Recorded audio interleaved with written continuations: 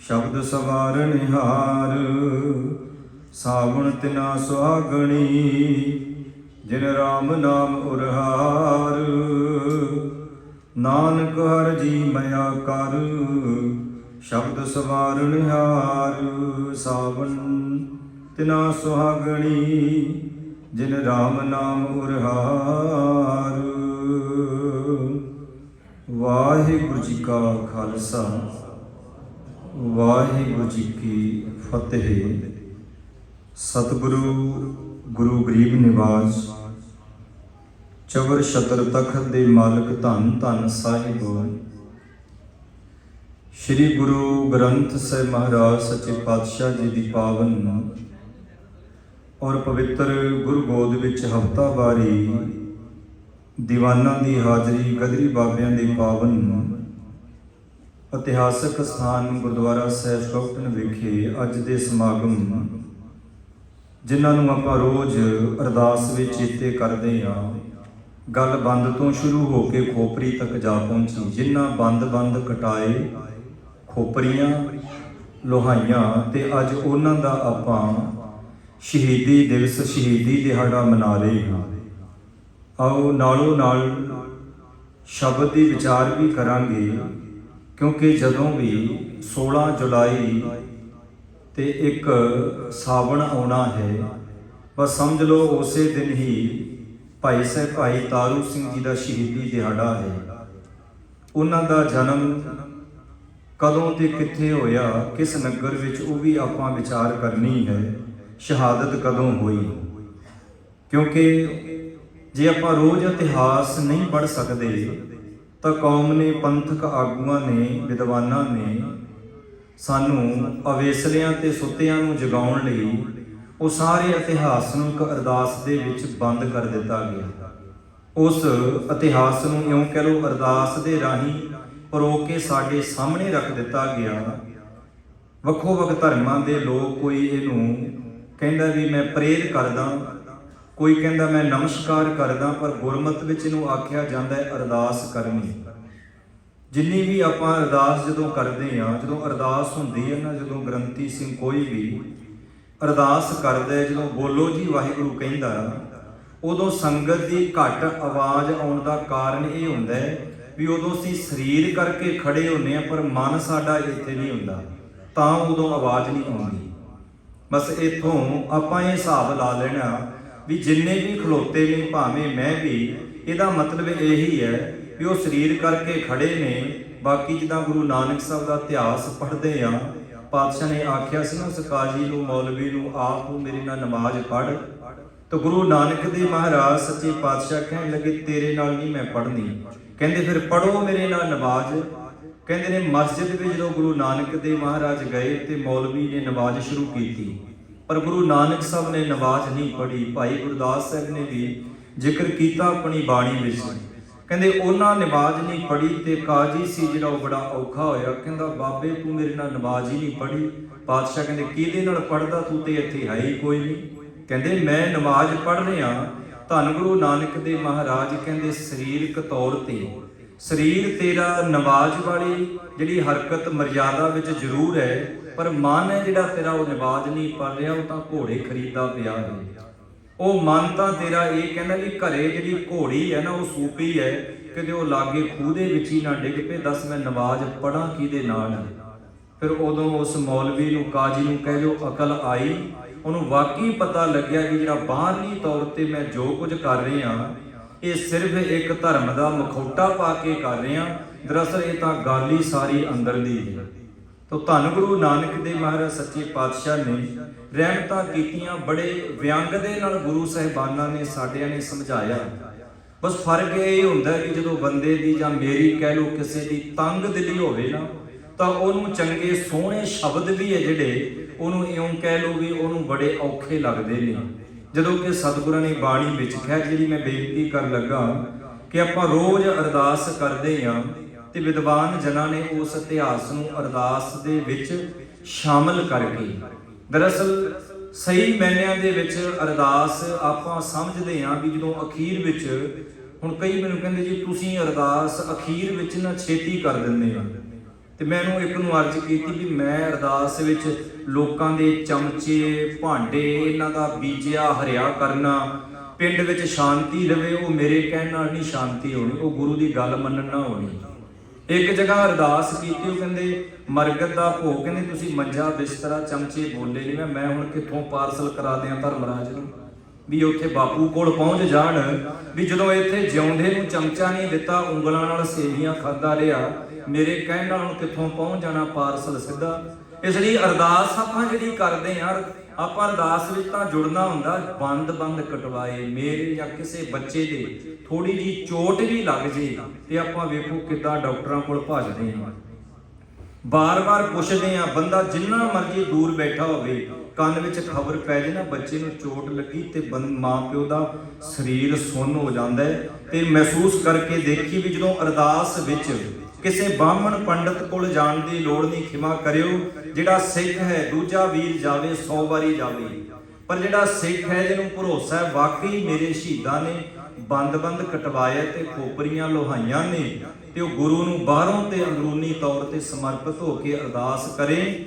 ਇਉਂ ਕਹਿ ਲਓ ਵੀ ਅਸੀਂ ਬਾਅਦ ਵਿੱਚ ਪਹੁੰਚਾਂਗੇ ਤੇ ਗੁਰੂ ਨੇ ਉੱਥੇ ਪਹਿਲਾਂ ਪਹੁੰਚ ਜਾਣਾ ਹੈ। ਆਪਾਂ ਨਾਲੋਂ ਨਾਲ ਬੇਨਤੀ ਕਰਾਂਗੇ ਤੇ ਸ਼ਬਦ ਨੂੰ ਵੀ ਆਪਾਂ ਬਚਣਾ ਹੈ। ਤੋ ਸਤਿਗੁਰੂ ਧੰਨ ਸ਼੍ਰੀ ਗੁਰੂ ਗ੍ਰੰਥ ਸਾਹਿਬ ਮਹਾਰਾਜ ਜੀ ਨੇ ਕਿਰਪਾ ਕੀਤੀ ਹੈ। ਤੋ ਕੱਲ ਸਾਉਣ ਦੇ ਮਹੀਨੇ ਦੀ ਸ਼ੁਰੂਆਤ ਹੋਈ ਹੈ। ਅੱਜ 2 ਸਾਵਣ ਹੈ। ਆਪਾਂ ਐਤਵਾਰ ਦੇ ਹਿਸਾਬ ਨਾਲ ਇਹਨਾਂ ਮੁਲਕਾਂ ਦੇ ਵਿੱਚ ਕਿਉਂਕਿ ਆਪਾਂ ਨੂੰ ਛੁੱਟੀ ਹੁੰਦੀ ਹੈ, ਤਾਂ ਕਿ ਛੁੱਟੀ ਵਾਲੇ ਦਿਨ ਹੀ ਆਪਾਂ ਗੁਰੂ ਦੀ ਕਿਰਪਾ ਦਾ ਬਖਸ਼ਿਸ਼ ਦਾ ਲਾਹਾ ਲੈ ਲਈਏ। ਸਾਰੀ ਸੰਗਤ ਪਿਆਰ ਅਦਬ ਸਤਿਕਾਰ ਸਹਿਤ ਮਨੋਬਿਰਤੀਆਂ ਨੂੰ ਇਕਾਗਰ ਕਰਕੇ ਧਿਆਨ ਬਖਸ਼ੋ ਜੀ। ਸਾਰੇ ਆਖੋ ਸਤਨਾਮ ਸ਼੍ਰੀ ਵਾਹਿਗੁਰੂ ਸਾਹਿਬ ਜੀ। ਸਾਵਣ ਸਰਸੀ ਕਾਮਣੀ ਚਰਨ ਕਮਲ ਸਿਉ ਪਿਆਰ। ਉਦਾਹਰਨ ਦਿੱਤੀ ਹੈ ਬਾਹਰਲੀ। ਜਦੋਂ ਵੀ ਸਾਉਣ ਦਾ ਮਹੀਨਾ ਆਉਂਦਾ ਹੈ, ਮੋਰੀ ਰੁਣ ਚੁਣ ਲਾਇਆ ਭੈਣੇ ਸਾਵਣ ਆਇਆ, ਇਹ ਸ਼ਬਦ ਵੀ ਆਪਾਂ ਜਥੇ ਤੋਂ ਕੀਰਤਨ ਦੇ ਰਾਹੀਂ ਸ਼ਰਵਣ ਕੀਤਾ ਹੈ। ਬੜੀਆਂ ਉਦਾਹਰਨਾਂ ਸਾਵਣ ਮਹੀਨੇ ਦੀਆਂ ਦਿੱਤੀਆਂ ਨੇ, ਪਰ ਗੁਰੂ ਗ੍ਰੰਥ ਸਾਹਿਬ ਮਹਾਰਾਜ ਜੀ ਦੇ ਵਿੱਚ ਆਇਆ ਸੰਤ ਸਾਜਨ ਭਏ ਸਰਸੇ। ਗੁਰੂ ਗ੍ਰੰਥ ਸਾਹਿਬ ਮਹਾਰਾਜ ਜੀ ਦੇ ਵਿੱਚ ਤਾਂ ਸਰਸੀ ਲਫ਼ਜ਼ ਵੀ ਆਇਆ ਹੈ, ਪਰ ਕਈਆਂ ਨੇ ਇਹ ਚੋਰੀ ਕਰਕੇ ਆਪਣੇ ਨਾਮ ਦੇ ਨਾਲ ਫਿੱਟ ਕਰ ਲਿਆ। ਕਹਿੰਦੇ ਹਮਾਰੇ ਬਾਬਾ ਜੀ का नाम गुरु ग्रंथ साहब में आता है, सरसे वाले बाबा जी। ਤੇ ਹੁਣ ਕਦੇ ਨੂੰ ਪੁੱਛੇ ਵੀ ਸ਼ਹਿਰ ਦਾ ਨਾਮ ਸਰਸਾ ਥੋੜੀ, ਉਹਦਾ ਨਾਮ ਤਾਂ ਸਿਰਸਾ ਹੈ, ਸੱਸੇ ਨੂੰ ਸਿਹਾਰੀ ਸਿਰਸਾ। ਤੇ ਜਦੋਂ ਬਾਣੀ ਉਚਾਰੀ ਗਈ ਉਦੋਂ ਤੱਕ ਤੁਹਾਡੇ ਵਰਗੇ ਕੋਈ ਨਸਲ ਵੀ ਤੁਹਾਡੀ ਪੈਦਾ ਨਹੀਂ ਹੋਈ ਹੋਣੀ, ਕਿਉਂਕਿ ਬਾਣੀ ਦੀ ਨਰਾਦਰੀ ਇਹਨਾਂ ਲੋਕਾਂ ਨੇ ਕੀਤੀ ਆਪਣੇ ਉੱਪਰ ਢੁਕਾ ਕੇ। ਸਾਵਣ ਸਰਸੀ, ਸਰਸੀ ਦੇ ਅਰਥ ਕੀ ਨੇ? ਸਾ ਪਲੱਸ ਰਸੀ, ਸਾ ਰਸੀ। ਤੋ ਇੱਥੇ ਗੁਰੂ ਅਰਜਨ ਦੇਵ ਮਹਾਰਾਜ ਸੱਚੇ ਪਾਤਸ਼ਾਹ ਉਪਦੇਸ਼ ਕਰਦੇ ਨੇ, ਜਿੱਦਾਂ ਸਾਵਣ ਦਾ ਮਹੀਨਾ ਹੁੰਦਾ ਹੈ ਤੇ ਬਾਰਿਸ਼ ਜਦੋਂ ਪੈਂਦੀ ਹੈ ਨਾ, ਬਾਹਰਲੀ ਬਨਸਪਤੀ ਹੈ ਜਿਹੜੀ ਉਹ ਖਿੜ ਜਾਂਦੀ ਹੈ, ਐਨ ਹਰੀ ਭਰੀ ਹੋ ਜਾਂਦੀ ਹੈ। ਤੇ ਗੁਰੂ ਨਾਨਕ ਸਾਹਿਬ ਨੇ ਹੋਰ ਵੀ ਪ੍ਰਮਾਣ ਦਿੱਤਾ ਹੈ। ਕਹਿੰਦੇ ਸਾਵਣ ਦੇ ਮਹੀਨੇ ਵਿੱਚ 4 ਜਾਣਿਆਂ ਨੂੰ ਖੁਸ਼ੀ ਮਿਲਦੀ ਹੈ, 4 ਜੀਵਾਂ ਨੂੰ, ਤੇ 4 ਜੀਵ ਨੇ ਜਿਹੜੇ ਉਹ ਬੜੇ ਦੁਖੀ ਹੋ ਜਾਂਦੇ ਨੇ। ਸਤਿਗੁਰਾਂ ਦਾ ਬਚਨ ਪੜੋ, ਨਾਨਕ ਸਾਵਣ ਜੇ ਵਸੈ ਚਹੋ ਉਮਾਹਾ ਹੋਏ, ਨਾਗਾ ਮਿਰਗਾ ਮੱਛੀਆਂ ਰਸੀਆਂ ਕਰ ਤਨ ਹੋਏ। ਜਦੋਂ ਸਾਵਣ ਦਾ ਮਹੀਨਾ ਹੁੰਦਾ, ਉਮਾਹਾ ਕਹਿੰਦੇ ਨੇ ਚਾਅ ਨੂੰ, ਤਾਂ ਸਾਵਣ ਦੇ ਮਹੀਨੇ ਵਿੱਚ ਨਾਨਕ ਸਾਵਣ ਜੇ ਵਸੈ ਚਹੋ ਉਮਾਹਾ, ਚੌ ਕਹਿੰਦੇ ਨੇ 4 ਜਾਣਿਆਂ ਨੂੰ। ਕਿੰਨੀ ਠੇਠ ਪੰਜਾਬੀ ਭਾਸ਼ਾ ਗੁਰੂ ਗ੍ਰੰਥ ਸਾਹਿਬ ਮਹਾਰਾਜ ਜੀ ਦੀ ਬਾਣੀ ਦੇ ਵਿੱਚ ਸਤਿਗੁਰਾਂ ਨੇ ਦਰਜ ਕੀਤੀ ਹੈ। 15 ਭਾਸ਼ਾਵਾਂ ਵਿੱਚ ਬਾਣੀ ਹੈ, ਪਰ ਲਿਪੀ ਸਿਰਫ ਤੇ ਸਿਰਫ ਇੱਕੋ ਹੀ ਹੈ, ਗੁਰਮੁਖੀ। ਨਾਨਕ ਸਾਵਣ ਜੇ ਵਸੈ ਚਹੋ ਉਮਾਹਾ ਹੋਏ, 4 ਜਾਣਿਆਂ ਨੂੰ ਖੁਸ਼ੀ। ਕਿਹਨਾਂ ਨੂੰ? ਨਾਗਾਂ ਸੱਪਾਂ ਨੂੰ, ਨਾਗਾਂ ਮਿਰਗਾਂ ਹਿਰਨਾਂ ਨੂੰ, ਮਿਰਗਾਂ ਨੂੰ, ਨਾਗਾਂ ਮਿਰਗਾਂ ਮੱਛੀਆਂ ਨੂੰ। ਪਾਣੀ ਘਟ ਜੇ ਨਾ ਤਲਾਬਾਂ ਵਿੱਚ ਤਾਂ ਛੋਟੀਆਂ ਮੱਛੀਆਂ ਵਿਚਾਰੀਆਂ ਬੜੀ ਦੁਖੀ ਹੁੰਦੀਆਂ ਨੇ। ਉਹ ਜਿੰਨੀਆਂ ਮਛਲੀਆਂ ਨੇ ਤੜਫਦੀਆਂ ਨੇ ਵੀ ਬਾਰਿਸ਼ ਹੋਰ ਪੈ ਜੇ। ਜਿਹੜੇ ਇਉਂ ਕਹਿ ਲਓ ਅੱਤ ਦੀ ਗਰਮੀ ਦੇ ਕਰਕੇ ਜਿਹੜੇ ਸੱਪ ਖੁੱਡਾਂ ਦੇ ਵਿੱਚ ਬੜੇ ਬੈਠੇ ਸਨ, ਤੇ ਜਿਉਂ ਹੀ ਬਾਰਿਸ਼ ਹੁੰਦੀ ਹੈ ਤਾਂ ਮੇਰੇ ਗੁਰੂ ਨਾਨਕ ਦੇਵ ਮਹਾਰਾਜ ਇਧਰ ਬਠਿੰਡੇ ਕੰਨੀ ਤੁਸੀਂ ਚੱਲ ਜਾਓ, ਮਾਨਸਾ ਬਠਿੰਡੇ ਕੰਨੀ, ਉਧਰ ਸੱਪਾਂ ਦੀ ਪੂਜਾ ਹੁੰਦੀ। ਗੂਗਾ ਮਹਾਰਾਜ ਟੰਗ ਕੇ ਨਾ ਇੱਕ ਡੰਡੇ ਦੇ ਉੱਪਰ ਮੋਰ ਦੇ ਖੰਭ ਜੇ ਲੀਰ ਪਰਾਂਦਾ ਜਾਂ ਟੰਗ ਕੇ ਕਹਿੰਦੇ ਗੂਗਾ ਮਹਾਰਾਜ ਆ ਗਿਆ। ਗੂਗਾ ਫਿਰ ਉਹ ਪਿੰਡਾਂ ਵਿੱਚ ਇੱਧਰ ਉੱਧਰ ਜਾਂਦੇ, ਢੋਲ ਢਾਲ ਵੱਜਦਾ, ਬੜਾ ਕੁਝ ਹੁੰਦਾ। ਕਹਿੰਦੇ ਗੂਗਾ ਮਹਾਰਾਜ, ਗੂਗਾ ਬਾਬਾ ਜੀ। ਤੇ ਜੇ ਗੂਗਾ ਬਾਬਾ ਜੀ ਕਿਤੇ ਸ਼ਾਮ ਨੂੰ 7 ਵਜੇ ਵਿਹੜੇ 'ਚ ਫਿਰਦਾ ਹੋਵੇ ਨਾ, ਕਹਿੰਦੇ ਬਾਬੇ ਦਾ ਸਿਰ ਕੁੱਟੋ, ਆਖੋ ਸਤਨਾਮ ਸ੍ਰੀ। ਕਹਿੰਦੇ ਹੁਣ ਬਾਬੇ ਨੂੰ ਢਾਹ ਦਿਓ, ਇਹਨੂੰ ਮਾਰੋ। ਵੀ ਪਹਿਲਾਂ ਤਾਂ ਕਹਿੰਦੇ ਗੂਗਾ ਮਹਾਰਾਜ ਸੱਪਾਂ ਦੀ ਪੂਜਾ ਕਰਦੇ ਸੀ, ਜੇ ਵਿਹੜੇ 'ਚ ਆ ਗਏ ਫਿਰ ਕਈਆਂ ਨਾਲ ਹੀ ਕੁੱਟ-ਕੁੱਟ ਮਾਰਦੇ, ਫਿਰ ਦੱਬਦੇ ਵੀ ਕੋਈ ਨਹੀਂ। ਸਾਡੇ ਦੇਸ਼ ਦੇ ਵਿੱਚ ਸਾਡੀ ਨਲਾਇਕੀ ਦੇ ਕਾਰਨ ਉਹਨਾਂ ਜਗ੍ਹਾਵਾਂ ਦੀ ਪੂਜਾ ਹੋਈ, ਉਹਨਾਂ ਚੀਜ਼ਾਂ ਦੀ ਪੂਜਾ ਹੋਈ ਜਿਨ੍ਹਾਂ ਨੂੰ ਕੋਈ ਪੁੱਛਦਾ ਨਹੀਂ ਸੀ। ਨਾਰੀਅਲ ਦੀ ਪੂਜਾ, ਸੱਪਾਂ ਦੀ ਪੂਜਾ, ਇੱਥੋਂ ਤੱਕ ਗਧਿਆਂ ਦੀ ਵੀ ਪੂਜਾ ਕੀਤੀ ਗਈ। ਇੱਕ ਪਿੰਡ ਵਿੱਚ ਗਧਾ ਮਰ ਗਿਆ, ਖਿਮਾ ਕਰਿਓ ਹੁਣ ਉਦਾਹਰਨਾਂ ਤੇ ਦੇਣੀਆਂ ਪੈਣ। ਜਿਹਨੂੰ ਇਤਰਾਜ਼ ਹੋਵੇ ਨਾ, ਕੋਈ ਵੀ ਸੈਕਟਰੀ ਸਾਹਿਬ ਜਾਂ ਜਦੋਂ ਸਮਾਪਤੀ ਹੋ ਜਾਏ, ਇਤਰਾਜ਼ ਤੁਸੀਂ ਪ੍ਰਗਟ ਕਰ ਸਕਦੇ ਹੋ। ਜੇ ਮੈਂ ਗਲਤ ਬੋਲਿਆ, ਇਕੱਲੇ ਤੋਂ ਨਹੀਂ ਮੈਂ ਮਾਫੀ ਮੰਗਣੀ, ਮੈਂ ਭਰੀ ਸੰਗਤ ਵਿੱਚ ਮਾਫੀ ਮੰਗਣੀ ਕਿ ਮੈਥੋਂ ਗਲਤ ਬੋਲਿਆ ਗਿਆ ਤੇ ਮੈਨੂੰ ਮਾਫ ਕਰਿਓ। ਕਹਿੰਦੇ ਪਿੰਡ ਵਿੱਚ ਇੱਕ ਖੱਚਰ ਸੀ, ਉਹਦੀ ਮੌਤ ਹੋ ਗਈ, ਪਰ ਉਹ ਪਹਿਲਾਂ ਇਦਾਂ ਹੀ ਫਿਰਦੀ ਸੀ, ਜਿਹਦਾ ਜੀ ਕਰਦਾ ਲੈ ਜਾਂਦਾ, ਪੱਠੇ ਪੁੱਠੇ ਢੋ ਕੇ। ਜਦੋਂ ਮਰ ਗਈ ਨਾ, ਉਹਨੂੰ ਕਿਸੇ ਨੇ ਦੱਬਿਆ ਹੀ ਨਹੀਂ। ਉਹ ਵਿਚਾਰਾ ਭੋਲਾ ਜੱਟ, ਉਹਨੇ ਕਿਹਾ ਉਹ ਪਿੰਡ ਦੇ ਲੋਕੋ ਸਵਾਰਥੀ ਹੋ, ਇਹ ਮਰ ਗਈ ਨੂੰ ਵਿਚਾਰੇ ਨੂੰ ਦੱਬ ਤਾਂ ਦਿੰਦੇ। ਉਹ ਖਿੱਚ ਧੋ ਕੇ ਵਿਚਾਰਾ ਪਿੰਡੋਂ ਬਾਹਰ ਜਾ ਕੇ ਦੱਬ ਆਇਆ, ਮਿੱਟੀ ਪਾਤੀ। ਹੁਣ ਮਿੱਟੀ ਵਾਹਵਾ ਉੱਚੀ ਜੀ ਹੋ ਗਈ, ਉਹ ਕੁੱਪ ਜਿਹਾ ਬਣ ਗਿਆ। ਤੇ ਉੱਥੇ ਜਾਂਦੇ ਜਾਂਦੇ ਕਿਸੇ ਨੇ ਦੇਖਿਆ ਵੀ ਆਹ ਕੀ, ਕਿਸੇ ਨੇ 1 ਰੁਪਈਆ ਸਿੱਟਤਾ, ਕਿਸੇ ਨੇ 2, ਕਿਸੇ ਨੇ 3 ਇੱਟਾਂ ਗਾਂ ਦੀ ਗਾਂ ਥੱਪੀ ਗਏ, ਉਹ ਮੰਦਿਰ ਜਾ ਬਣ ਗਿਆ। ਕਹਿੰਦੇ ਵੀ ਇਹ ਕਿਹਦਾ ਮੰਦਿਰ ਹੈ? ਉਹ ਕਹਿੰਦੇ ਗਰਜ ਮਾਤਾ ਦਾ। ਕਹਿੰਦੇ ਗਰਜ ਮਾਤਾ ਦਾ। ਕਹਿੰਦੇ ਇਹ ਕਿਹੜੀ ਸੀ? ਕਹਿੰਦੇ ਉਹ ਗਰਜ, ਉਹ ਵਿਚਾਰੀ ਖੱਚਰ ਜਿਹੜੀ ਸਾਰੇ ਪਿੰਡ ਦੀ ਗਰਜ ਪੂਰੀ ਕਰਦੀ ਸੀ। ਅਗਲਾ ਲੈ ਜਾਂਦਾ ਸੀ, ਪੱਠੇ ਢੋ ਕੇ ਛੱਡ ਜਾਂਦਾ ਸੀ। ਕਹਿਣ ਤੋਂ ਭਾਵ ਲੋਕਾਂ ਨੇ ਇਹਨਾਂ ਚੀਜ਼ਾਂ ਦੀ ਵੀ ਪੂਜਾ ਕੀਤੀ ਗਈ। ਪੜ੍ਹੋ ਗੁਰੂ ਗ੍ਰੰਥ ਸਾਹਿਬ ਮਹਾਰਾਜ ਜੀ ਦੀ ਬਾਣੀ। ਖੈਰ ਬੇਨਤੀ ਕਰਨ ਲੱਗੇ ਆ, ਧੰਨ ਗੁਰੂ ਨਾਨਕ ਦੇਵ ਮਹਾਰਾਜ ਕਹਿੰਦੇ ਨਾਨਕ ਸਾਵਣ ਜੇ ਵਸੈ ਚਹੁ ਉਮਾਹਾ ਹੋਏ, ਨਾਗਾ ਮਿਰਗਾਂ ਮੱਛੀਆਂ ਰਸੀਆਂ। ਰਸੀਆਂ ਘਰ, ਰਸੀਆਂ ਦੇ ਅਰਥ ਨੇ ਰਸ਼ਕ ਪੁਰਸ਼, ਰਸੀਆਂ ਦੇ ਅਰਥ ਨੇ ਜਿਸ ਇਨਸਾਨ ਕੋਲ ਧਨ ਦੌਲਤ ਮਾਇਆ ਹੈ। ਬਹੁਤ ਜ਼ਿਆਦਾ ਜਦੋਂ ਬਾਰਿਸ਼ ਪਏਗੀ ਉਹਨੂੰ ਥੋੜੀ ਚਿੰਤਾ ਹੈ, ਉਹ ਤਾਂ ਭਾਵੇਂ ਮਹੀਨਾ ਕੰਮ ਤੇ ਨਾ ਜਾਵੇ, ਉਹਦੇ ਕੋਲ ਹੈਗੇ ਪੈਸੇ। ਤਾਂ ਗੁਰੂ ਨਾਨਕ ਦੇਵ ਮਹਾਰਾਜ ਕਹਿੰਦੇ ਜਾਂ ਤਾਂ ਖੁਸ਼ੀ ਹੁੰਦੀ ਸੱਪਾਂ ਨੂੰ ਵੀ ਮੀਂਹ ਪੈ ਗਿਆ, ਖੁਸ਼ੀ ਹੁੰਦੀ ਮੱਛੀਆਂ ਨੂੰ ਕਿ ਮੀਂਹ ਪੈ ਗਿਆ। ਧੰਨ ਗੁਰੂ ਨਾਨਕ ਦੇਵ ਮਹਾਰਾਜ ਕਹਿੰਦੇ ਵੀ ਖੁਸ਼ੀ ਹੁੰਦੀ ਹੈ ਮਿਰਗਾਂ ਨੂੰ, ਹਿਰਨਾਂ ਨੂੰ। ਜਦੋਂ ਮੀਂਹ ਪੈਂਦਾ ਤੇ ਐਨ ਚੁੰਗੀਆਂ ਭਰਦੀਆਂ ਭੱਜੀਆਂ ਫਿਰਦੀਆਂ ਉਹ ਹਿਰਨਾਂ, ਕਿਉਂਕਿ ਉਹ ਮਾਲਕ ਦਾ, ਕੁਦਰਤ ਦਾ ਜਿਹੜਾ ਸ਼ੁਕਰਾਨਾ ਕਰਦੀਆਂ ਨੇ। ਨਾਨਕ ਸਾਵਣ ਜੇ ਵਸੈ ਚਹੁ ਉਮਾਹਾ ਹੋਏ। ਵੇਖੋ ਬੰਦੇ ਨੂੰ ਸਮਝਾਉਣ ਲਈ ਗੁਰੂ ਸਾਹਿਬ ਜੀ ਨੇ ਸੱਪਾਂ ਦੀਆਂ, ਗੁਰੂ ਸਾਹਿਬ ਜੀ ਨੇ ਹਿਰਨਾਂ ਦੀਆਂ, ਮਿਰਗਾਂ ਦੀਆਂ, ਮਛਲੀਆਂ ਦੀਆਂ ਉਦਾਹਰਨਾਂ ਦਿੱਤੀਆਂ ਬੰਦੇ ਨੂੰ ਸਮਝਾਉਣ ਲਈ। ਇੱਕ ਵੀ ਬੰਦੇ ਦੀ ਉਦਾਹਰਨ ਦੇ ਕੇ ਕਿਸੇ ਮੱਛੀ ਨੂੰ ਨਹੀਂ ਸਮਝਾਇਆ ਵੀ ਤੂੰ ਏਦਾਂ ਤੈਰਿਆ ਕਰ। ਇੱਕ ਵੀ ਕਿਸੇ ਵੀ ਜਾਨਵਰ ਨੂੰ, ਪਸ਼ੂਆਂ ਦੀਆਂ ਉਦਾਹਰਨਾਂ ਦਿੱਤੀਆਂ ਬੰਦੇ ਨੂੰ ਸਮਝਾਉਣ ਲਈ। ਗੁਰਬਾਣੀ ਵਿੱਚ ਇੱਕ ਵੀ ਅੱਖਰ ਨਹੀਂ ਜਿੱਥੇ ਲਿਖਿਆ ਹੋਵੇ ਕਿਸੇ ਪਸ਼ੂ ਨੂੰ ਕਿਹਾ ਹੋਵੇ ਵੀ ਤੂੰ ਬੰਦੇ ਤੋਂ ਕੁਝ ਸਿੱਖ ਲਾ। ਦਰਅਸਲ ਗੱਲ ਪਸ਼ੂ ਤੇ ਬੰਦੇ ਦੀ ਨਹੀਂ, ਦਰਅਸਲ ਇਹ ਹੈ ਵੀ ਜਿਹੜਾ ਬੰਦਾ ਬਣ ਕੇ ਪਸ਼ੂਆਂ ਵਰਗਾ ਜੀਵਨ ਜਿਉਂ ਰਿਹਾ ਹੈ, ਮੇਰੇ ਸਤਿਗੁਰਾਂ ਨੇ ਉਦਾਹਰਨਾਂ ਉਹ ਦਿੱਤੀਆਂ। ਫਿਰ ਬਾਹਰੋਂ ਨਾਗਾ ਮਿਰਗਾਂ ਮੱਛੀਆਂ ਰਸੀਆਂ ਘਰ ਤਨ ਹੋਏ। ਸਤਿਗੁਰੂ ਸੱਚੇ ਪਾਤਸ਼ਾਹ ਕਹਿੰਦੇ ਇਹ ਸੱਪ ਖੁਸ਼ ਹੁੰਦੇ ਨੇ, ਮੱਛੀਆਂ ਮਿਰਗ ਹਿਰਨਾਂ ਖੁਸ਼ ਹੁੰਦੀਆਂ ਨੇ, ਇੱਕ ਧਨਵਾਨ ਬੰਦਾ ਉਹ ਖੁਸ਼ ਹੁੰਦਾ ਹੈ। ਤੇ ਗੁਰੂ ਨਾਨਕ ਪਾਤਸ਼ਾਹ ਦੱਸੋ ਦੁਖੀ ਕਿਹੜੇ ਹੁੰਦੇ ਨੇ? ਪਾਤਸ਼ਾਹ ਨੇ ਉਹਨਾਂ ਦਾ ਵੀ ਜ਼ਿਕਰ ਕੀਤਾ। ਇੱਕ ਉਹ ਨੇ ਬਾਰਿਸ਼ ਪੈਂਦੀ ਹੈ ਉਹ ਖੁਸ਼ ਹੋ ਜਾਂਦੇ ਨੇ, ਇੱਕ ਉਹ ਨੇ ਜਦੋਂ ਬਾਰਿਸ਼ ਪੈਂਦੀ ਉਹ ਵਿਚਾਰੇ ਦੁਖੀ ਹੋ ਜਾਂਦੇ ਨੇ। ਨਾਨਕ ਸਾਵਣ ਜੇ ਵਸੈ ਚਹੁ ਵਿਛੋੜਾ ਹੋਏ, ਗਾਈ ਪੁੱਤਾਂ ਨਿਰਤਨਾ ਪੰਥੀ ਚਾਕਰ ਹੋਏ। ਪੰਥੀ ਕਹਿੰਦੇ ਨੇ ਮੁਸਾਫਰ ਨੂੰ, ਜਿਹੜਾ ਕੋਈ ਸਫ਼ਰ ਕਰਨ ਵਾਲਾ ਰਾਹੀ ਪਾਂਧੀ। ਪਿੰਡਾਂ ਚੋਂ ਆਪਾਂ ਆਏ ਜਦੋਂ ਬਹੁਤ ਜ਼ਿਆਦਾ ਕੋਈ ਬਾਰਿਸ਼ ਪੈ ਜਾਏ ਨਾ ਸਾਉਣ ਦੇ ਮਹੀਨੇ, ਤੇ ਆਪਾਂ ਲੰਮਾ ਸਫ਼ਰ ਕਰਨਾ ਹੋਵੇ, ਆਪਾਂ ਕਹਿੰਦੇ ਵੀ ਕਿੱਦਾਂ ਜਾਵਾਂਗੇ, ਕਿੱਦਾਂ ਸਾਈਕਲ ਤੇ ਜਾਣਾ, ਕਿੱਦਾਂ ਤੁਰ ਕੇ ਜਾਣਾ, ਸਾਧਨ ਨਹੀਂ ਸੀ। ਉਸ ਸਮੇਂ ਗੁਰੂ ਸਾਹਿਬ ਨੇ ਬਾਣੀ ਉਚਾਰਨ ਕੀਤੀ।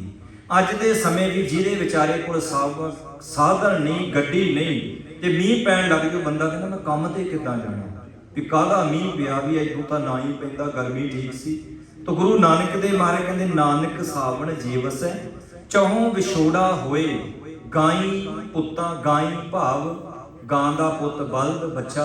ਕਹਿੰਦੇ ਕਿਉਂਕਿ ਜ਼ਿਮੀਂਦਾਰ ਨੇ ਦੇਖਣਾ ਕਿ ਹੁਣ ਮੀਂਹ ਪੈ ਗਿਆ ਹੈ, ਜਿਹੜੀ ਜ਼ਮੀਨ ਹੈ ਉਹ ਹੁਣ ਵੱਤ ਦੇ ਵਿੱਚ ਆ ਗਈ ਹੈ, ਉਹ ਕਹਿੰਦਾ ਪੁੱਤ ਬਲਦ ਨੂੰ ਕਹਿੰਦਾ ਚੱਲ ਪੁੱਤ ਹੁਣ ਬਥੇਰੇ ਪੱਠੇ ਖਾ ਲੇ, ਚੱਲ ਕਹਿੰਦੇ ਜੁੜ ਹੁਣ ਚੱਲ ਖੇਤਾਂ ਨੂੰ। ਉਹ ਵੀ ਕਹਿੰਦਾ ਵੀ ਮੈਂ ਤਾਂ ਚੰਗਾ ਸੀ ਜੇ ਮੀਂਹ ਨਾ ਹੀ ਪੈਂਦਾ, ਹੁਣ ਤੇ ਸਾਰੀ ਜਿਹੜੀ ਖੇਤੀ ਆ ਉਹ ਗਿੱਲੀ, ਉਹਦੇ ਵਿੱਚ ਮੈਂ ਤੁਰਨਾ ਕਿੱਦਾਂ, ਹਲ ਕਿੱਦਾਂ ਖਿੱਚਣਾ।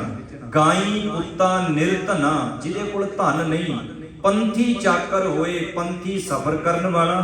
ਚਾਕਰ ਦੇ ਅਰਥ ਨੇ ਜਿਹੜਾ ਨੌਕਰ ਹੈ ਬੰਦਾ, ਜਿਹਨੇ ਨੌਕਰੀ ਕਰਨੀ, ਜਿਹਨੇ ਪੱਠੇ ਪਾਉਣੇ ਜਾਂ ਜੇ ਕਹ ਲੋ ਖਾਲ ਖੋਦਣਾ। ਉਹ ਕਹਿੰਦਾ ਰੱਬਾ ਕਿਉਂ ਮੇਰਾ ਦੁਸ਼ਮਣ ਬਣਿਆ, ਨਾਮ ਹੀ ਪਾਉਂਦਾ 4 ਦਿਨ ਹੋਰ ਕੱਢ ਲੈਂਦਾ। ਸਤਿਗੁਰਾਂ ਨੇ 4 ਜਾਣਿਆਂ ਦਾ ਜ਼ਿਕਰ ਕੀਤਾ ਜੀਵਾਂ ਦਾ, ਉਹਨਾਂ ਨੂੰ ਖੁਸ਼ੀ ਹੁੰਦੀ ਹੈ ਤੇ 4 ਜਾਣੇ ਦੁਖੀ ਹੁੰਦੇ ਨੇ। ਗੱਲ ਸਪਸ਼ਟ ਹੋ ਗਈ, ਰੱਬ ਤੇ ਸਾਰੇ ਸੁਖੀ, ਰੱਬ ਤੇ ਸਾਰੇ ਖੁਸ਼ ਨਹੀਂ ਹੁੰਦੇ। ਜੇ ਆਪਾਂ ਕਹਿੰਦੇ ਵੀ ਸਾਰੀ ਦੁਨੀਆ ਹੀ ਪਰਮਾਤਮਾ ਤੇ ਖੁਸ਼ ਹੋਵੇਗੀ। ਪਹਿਲਾਂ ਕਹਿੰਦੇ ਸੀ ਅਮਰੀਕਾ ਪਹੁੰਚੀਏ, ਅਮਰੀਕਾ ਕਦੋਂ ਜਾਵਾਂਗੇ, ਵੀਜ਼ਾ ਨਹੀਂ ਲੱਗਦਾ। ਜਦੋਂ ਇੱਥੇ ਪਹੁੰਚ ਜਾਂਦੇ ਹੁਣ ਪੰਜਾਬ ਕਦੋਂ ਜਾਵਾਂਗੇ, ਹੁਣ ਇੱਥੇ ਜੀ ਨਹੀਂ ਲੱਗਦਾ। ਪਰਮਾਤਮਾ ਕਹਿੰਦਾ ਹੀ ਹੋਣਾ ਨਾ ਵੀ ਪਹਿਲਾਂ ਉੱਥੇ ਇੱਧਰ ਨੂੰ ਮੂੰਹ ਚੱਕਿਆ ਸੀ, ਹੁਣ ਇੱਥੇ ਬੈਠਾ ਉੱਧਰ ਨੂੰ ਮੂੰਹ ਚੱਕ ਕੇ ਬੈਠਾ ਹੈ, ਵੀ ਤੂੰ ਕਦੇ ਸ਼ੁਕਰ ਵੀ ਕਰ ਲਿਆ ਕਰ। ਤੋ ਸਤਿਗੁਰੂ ਜੀ ਕਹਿੰਦੇ ਨਾਗਾ ਮਿਰਗਾ ਮੱਛੀਆਂ ਰਸੀਆਂ ਘਰ ਤਨ ਹੋਏ। ਤੋ ਸਾਵਣ ਦੇ ਮਹੀਨੇ ਦੇ ਸੰਬੰਧ ਵਿੱਚ ਸਤਿਗੁਰਾਂ ਨੇ ਜ਼ਿਕਰ ਕੀਤਾ, ਸਾਵਣ ਸਰਸੀ ਕਾਮਣੀ, ਕਾਮਣੀ ਇਸਤਰੀ। ਉਦਾਹਰਨਾਂ ਬਾਹਰੋਂ ਗੱਲ ਅੰਦਰਲੀ। ਬਾਹਰ ਮੀਂਹ ਪੈਂਦਾ ਬਨਸਪਤੀ ਖਿੜ ਜਾਂਦੀ ਹੈ। ਪਾਤਸ਼ਾਹ ਜੀ ਕਹਿੰਦੇ ਜੇ ਜੀਵ ਰੂਪ ਇਸਤਰੀ ਪਰਮਾਤਮਾ ਦੇ ਨਾਲ ਜੁੜ ਜਾਏ ਤਾਂ ਉਹਦਾ ਹਿਰਦਾ ਰੂਪ ਹੈ ਜਿਹੜਾ ਨਾ ਉਹ ਵੀ ਇੱਕ ਬਨਸਪਤੀ ਦੇ ਵਾਂਗ ਖਿੜ ਜਾਂਦਾ ਹੈ। ਸਾਵਣ ਸਰਸੀ, ਉਹ ਵੀ ਪਰਮਾਤਮਾ ਦੇ ਪ੍ਰੇਮ ਦੇ ਵਿੱਚ ਰੰਗੀ ਜਾਂਦੀ ਹੈ। ਚਰਨ ਕਮਲ ਸਿਉ ਪਿਆਰ, ਜਿਹਦਾ ਗੁਰੂ ਦੇ ਚਰਨਾਂ ਦੇ ਨਾਲ, ਜਿਹਦਾ ਗੁਰੂ ਦੀ ਬਾਣੀ ਦੇ ਨਾਲ ਜਿਹਦਾ ਪਿਆਰ ਹੈ ਨਾ, ਜੇ ਬਾਰਿਸ਼ ਪੈ ਗਈ ਤੇ ਬਨਸਪਤੀ ਖਿੜ ਗਈ। ਇਸੇ ਤਰ੍ਹਾਂ ਜੇ ਹਿਰਦੇ ਰੂਪ ਘਰ ਵਿੱਚ ਪਰਮਾਤਮਾ ਦੀ ਬਖਸ਼ਿਸ਼ ਹੋ ਗਈ ਤਾਂ ਇਹ ਜਿਹੜੀ ਜੀਵ ਰੂਪ ਆਤਮਾ ਨਾ, ਇਹਨੇ ਵੀ ਰਸ ਦੇ ਨਾਲ ਭਰ ਜਾਣਾ ਹੈ। ਮਨ ਤਨ ਰਤਾ ਸੱਚ ਰੰਗ, ਇੱਕੋ ਨਾਮ ਆਧਾਰ। ਆਧਾਰ ਕਹਿੰਦੇ ਨੇ ਆਸਰੇ ਨੂੰ। ਪਾਤਸ਼ਾਹ ਜੀ ਕਹਿੰਦੇ ਜਿਸ ਜੀਵ ਰੂਪ ਇਸਤਰੀ ਦੇ ਵਿੱਚ ਪਰਮਾਤਮਾ ਦਾ ਨਾਮ ਵਸ ਗਿਆ, ਜਿਹਦੇ ਅੰਦਰ ਪਿਆਰ ਪੈਦਾ ਹੋ ਗਿਆ, ਉਹਦਾ ਫਿਰ ਮਨ ਤੇ ਤਨ।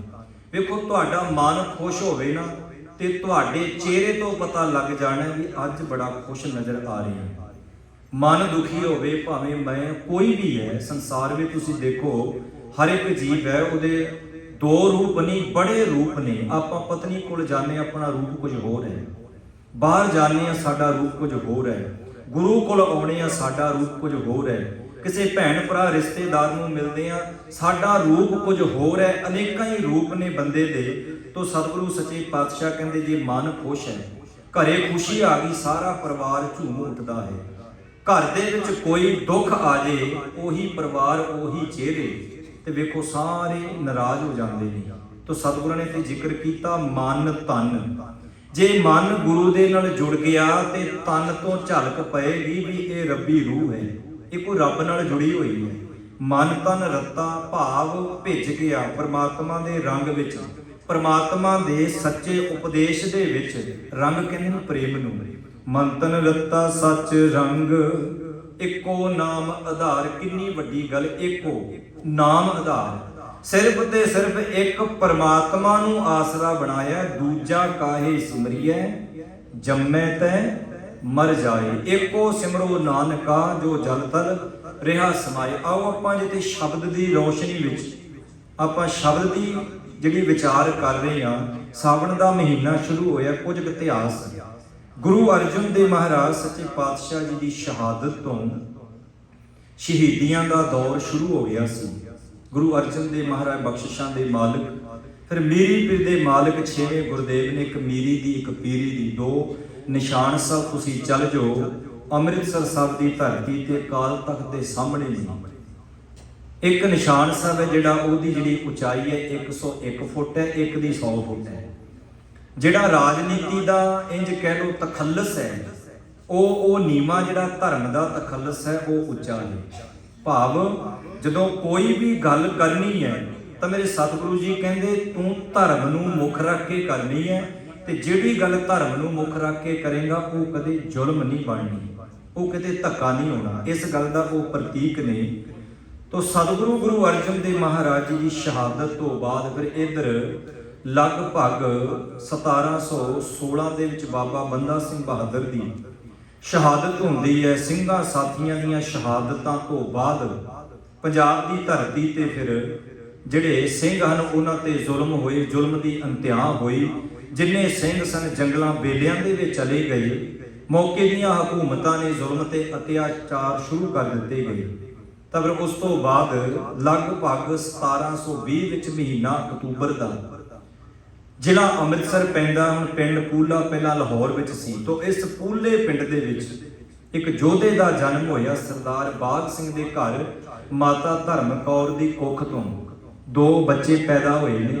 ਇੱਕ ਧੀ ਹੈ ਤੇ ਇੱਕ ਪੁੱਤਰ ਹੈ। ਇਤਿਹਾਸ ਇਹ ਕਹਿੰਦਾ ਜਿਹੜੇ ਭਾਈ ਬਾਗ ਸਿੰਘ ਸਨ, ਭਾਈ ਤਾਰੂ ਸਿੰਘ ਜੀ ਦੇ ਪਿਤਾ ਜੀ, ਉਹ ਵੀ ਕਿਸੇ ਜੰਗ ਵਿੱਚ ਸ਼ਹੀਦ ਹੋਏ ਸਨ। ਤੇ ਹੁਣ ਕੱਲੀ ਰਹਿ ਗਈ ਮਾਤਾ। ਇਹ ਤੇ ਉਸ ਮਾਂ ਨੂੰ ਪੁੱਛ ਕੇ ਦੇਖੋ, ਉਸ ਇਸਤਰੀ ਭੈਣ ਨੂੰ, ਜਾਂ ਇੰਜ ਕਹਿ ਲਓ ਜਿਹਦਾ ਪਤੀ ਚੜ੍ਹਾਈ ਕਰ ਗਿਆ, ਜਾਂ ਉਹਦਾ ਪਤੀ ਕਿਸੇ ਗੱਲੋਂ ਇੰਜ ਕਹਿ ਲਓ ਹੰਕਾਰ ਵਸ ਹੋ ਕੇ ਛੱਡ ਕੇ ਤੁਰ ਗਿਆ, ਤੇ ਬਾਅਦ ਵਿੱਚ ਉਹਨੇ ਨਿਆਣਿਆਂ ਨੂੰ ਕਿੱਦਾਂ ਪਾਲਣਾ ਹੈ। ਉਹਨੇ ਸਮਾਜ ਵਿੱਚ ਵੀ ਵਿਚਰਨਾ। ਜੇ ਉਹਨੇ ਸਮਾਜ ਵਿੱਚ ਜਾਣਾ, ਜੇ ਉਹਨੇ ਕੱਪੜੇ ਮੈਲੇ ਘਚੌੜੇ ਪਾ ਲੈਣੇ, ਲੋਕਾਂ ਤਾਂ ਵੀ ਗੱਲਾਂ ਕਰਨੀਆਂ। ਜੇ ਉਹਨੇ ਸੋਹਣੇ ਕੱਪੜੇ ਪਾ ਲੈਣੇ ਤੇ ਲੋਕਾਂ ਨੇ ਗੱਲਾਂ ਤਾਂ ਵੀ ਕਰਨੀਆਂ। ਉਹ ਕਿਸ ਤਰ੍ਹਾਂ ਸਮਾਜ ਵਿੱਚ ਵਿਚਰੀ ਹੋਵੇਗੀ। ਆਪਣੀ ਇੱਕ ਧੀ ਦੀ ਵੀ ਪਰਵਰਿਸ਼ ਕਰਨੀ ਤੇ ਨਾਲ ਆਪਣੇ ਪੁੱਤਰ ਦੀ ਵੀ ਕਰਨੀ। 2 ਬੱਚੇ ਨੇ। ਧੀ ਦਾ ਨਾਮ ਹੈ ਤਾਰੂ, ਪੁੱਤਰ ਦਾ ਨਾਮ ਹੈ ਤਾਰੂ। ਕਿਉਂਕਿ ਉਹਨਾਂ ਸਮਿਆਂ ਦੇ ਵਿੱਚ ਨਾਮ ਭੈਣ ਭਰਾ ਦੇ ਬੜੇ ਜੁੜਵੇਂ ਹੁੰਦੇ ਸਨ। ਜਿਸ ਤਰ੍ਹਾਂ ਗੁਰੂ ਨਾਨਕ ਦੇਵ ਮਹਾਰਾਜ ਸੱਚੇ ਪਾਤਸ਼ਾਹ ਦਾ ਨਾਮ ਬੇਬੇ ਨਾਨਕੀ ਤੇ ਨਾਨਕ, ਐਦਾਂ ਨਾਮ ਬੜੇ ਸਮਲਿਤ ਹੁੰਦੇ ਸਨ, ਇੱਕ ਦੂਜੇ ਨਾਲ ਜੁੜਦੇ ਸਨ ਬਿਲਕੁਲ ਨਾਲ।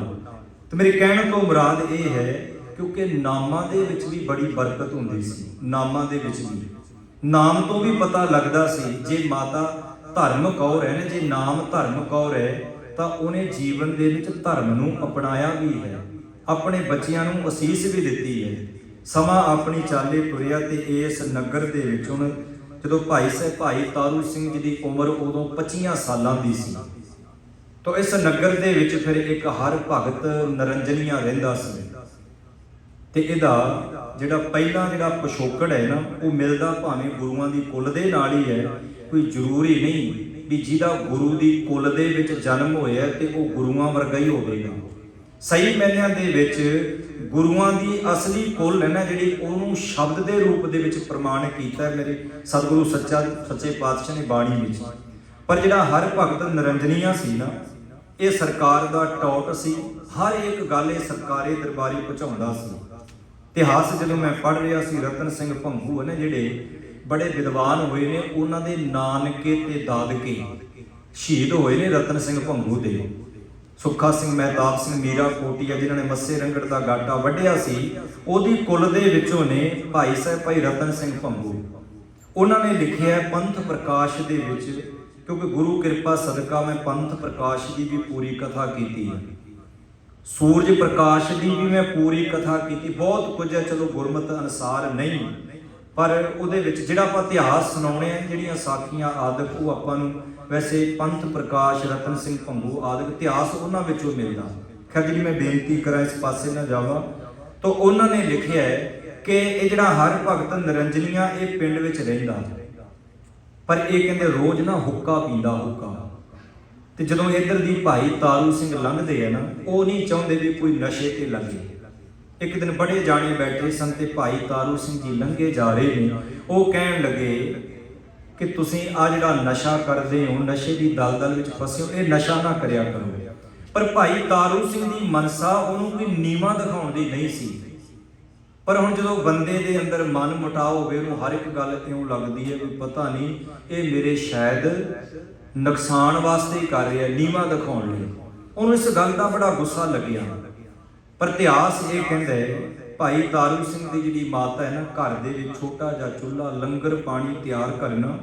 ਸਿੰਘ ਜਿਹੜੇ ਜੰਗਲਾਂ ਬੇਲਿਆਂ ਦੇ ਵਿੱਚ ਚਲੇ ਗਏ ਨੇ, ਉਹਨਾਂ ਦੇ ਵਾਸਤੇ ਥੋੜਾ ਥੋੜਾ ਲੰਗਰ ਤਿਆਰ ਕਰਕੇ ਭੇਜਣਾ। ਭਾਈ ਤਾਰੂ ਸਿੰਘ ਇੱਕ ਦਿਨ ਘਰ ਆਇਆ, ਮਾਹੌਲ ਜੰਗਲਾਂ ਦਾ ਦੇਖਿਆ, ਭੁੱਖਣ ਭਾਣੇ ਸਿੰਘ ਆ ਕੇ ਕਹਿੰਦਾ ਮਾਤਾ ਇੰਨੇ ਕੁ ਪ੍ਰਸ਼ਾਦਿਆਂ ਨਾਲ ਗੱਲ ਨਹੀਂ ਬਣਨੀ। ਅੱਜ ਮੇਰਾ ਮਨ ਕਹਿੰਦਾ ਹੈ ਕਿ ਆਪਾਂ ਆਪਣੇ ਲੰਗਰ ਨੂੰ ਧਰਮਸ਼ਾਲਾ ਹੀ ਬਣਾ ਦਈਏ, ਗੁਰੂ ਕੀ ਦੇਗ ਹੀ ਬਣਾ ਦਈਏ। ਤੇ ਪੁੱਤ ਫਿਰ ਇਹ ਲੈ ਕੇ ਕੌਣ ਜਾਏਗਾ? ਤਾਰੂ ਸਿੰਘ ਕਹਿੰਦਾ ਮੈਂ ਤੇ ਮੇਰੀ ਭੈਣ। ਵੇਖੋ ਉਸ ਮਾਂ ਦਾ ਹਿਰਦਾ ਤੇ ਭਰਾ ਦਾ ਹਿਰਦਾ ਵੇਖੋ। ਧੰਨ ਹੈ ਉਹ ਮਾਂ, ਘਰ ਵਿੱਚ ਪਤੀ ਨਹੀਂ, ਭਾਵ ਬੱਚਿਆਂ ਦਾ ਪਿਓ ਨਹੀਂ। ਲੰਗਰ ਪ੍ਰਸ਼ਾਦਾ ਪਾਣੀ ਤਿਆਰ ਕਰਕੇ ਇੱਕ ਚੰਗੇਰ ਕਹਿ ਲੋ, ਪੁਰਾਣੀਆਂ ਮਾਤਾਵਾਂ ਬੈਠੀਆਂ ਜਾਣਦੀਆਂ, ਚੰਗੇਰ ਬੋਟਾ ਕਹਿ ਲੋ, ਉਹਦੇ ਵਿੱਚ ਇੱਕ ਟੋਕਰੇ ਵਿੱਚ ਵੀ ਆਪਾਂ ਪਿੰਡਾਂ ਚੋਂ ਆਏ ਹਾਂ, ਪ੍ਰਸ਼ਾਦੇ ਪਾਣੀ ਰੱਖ ਕੇ ਖੇਤਾਂ ਵਿੱਚ ਲਿਜਾ ਕੇ ਆਪਾਂ ਲਿਜਾਂਦੇ ਰਹੇ ਹਾਂ।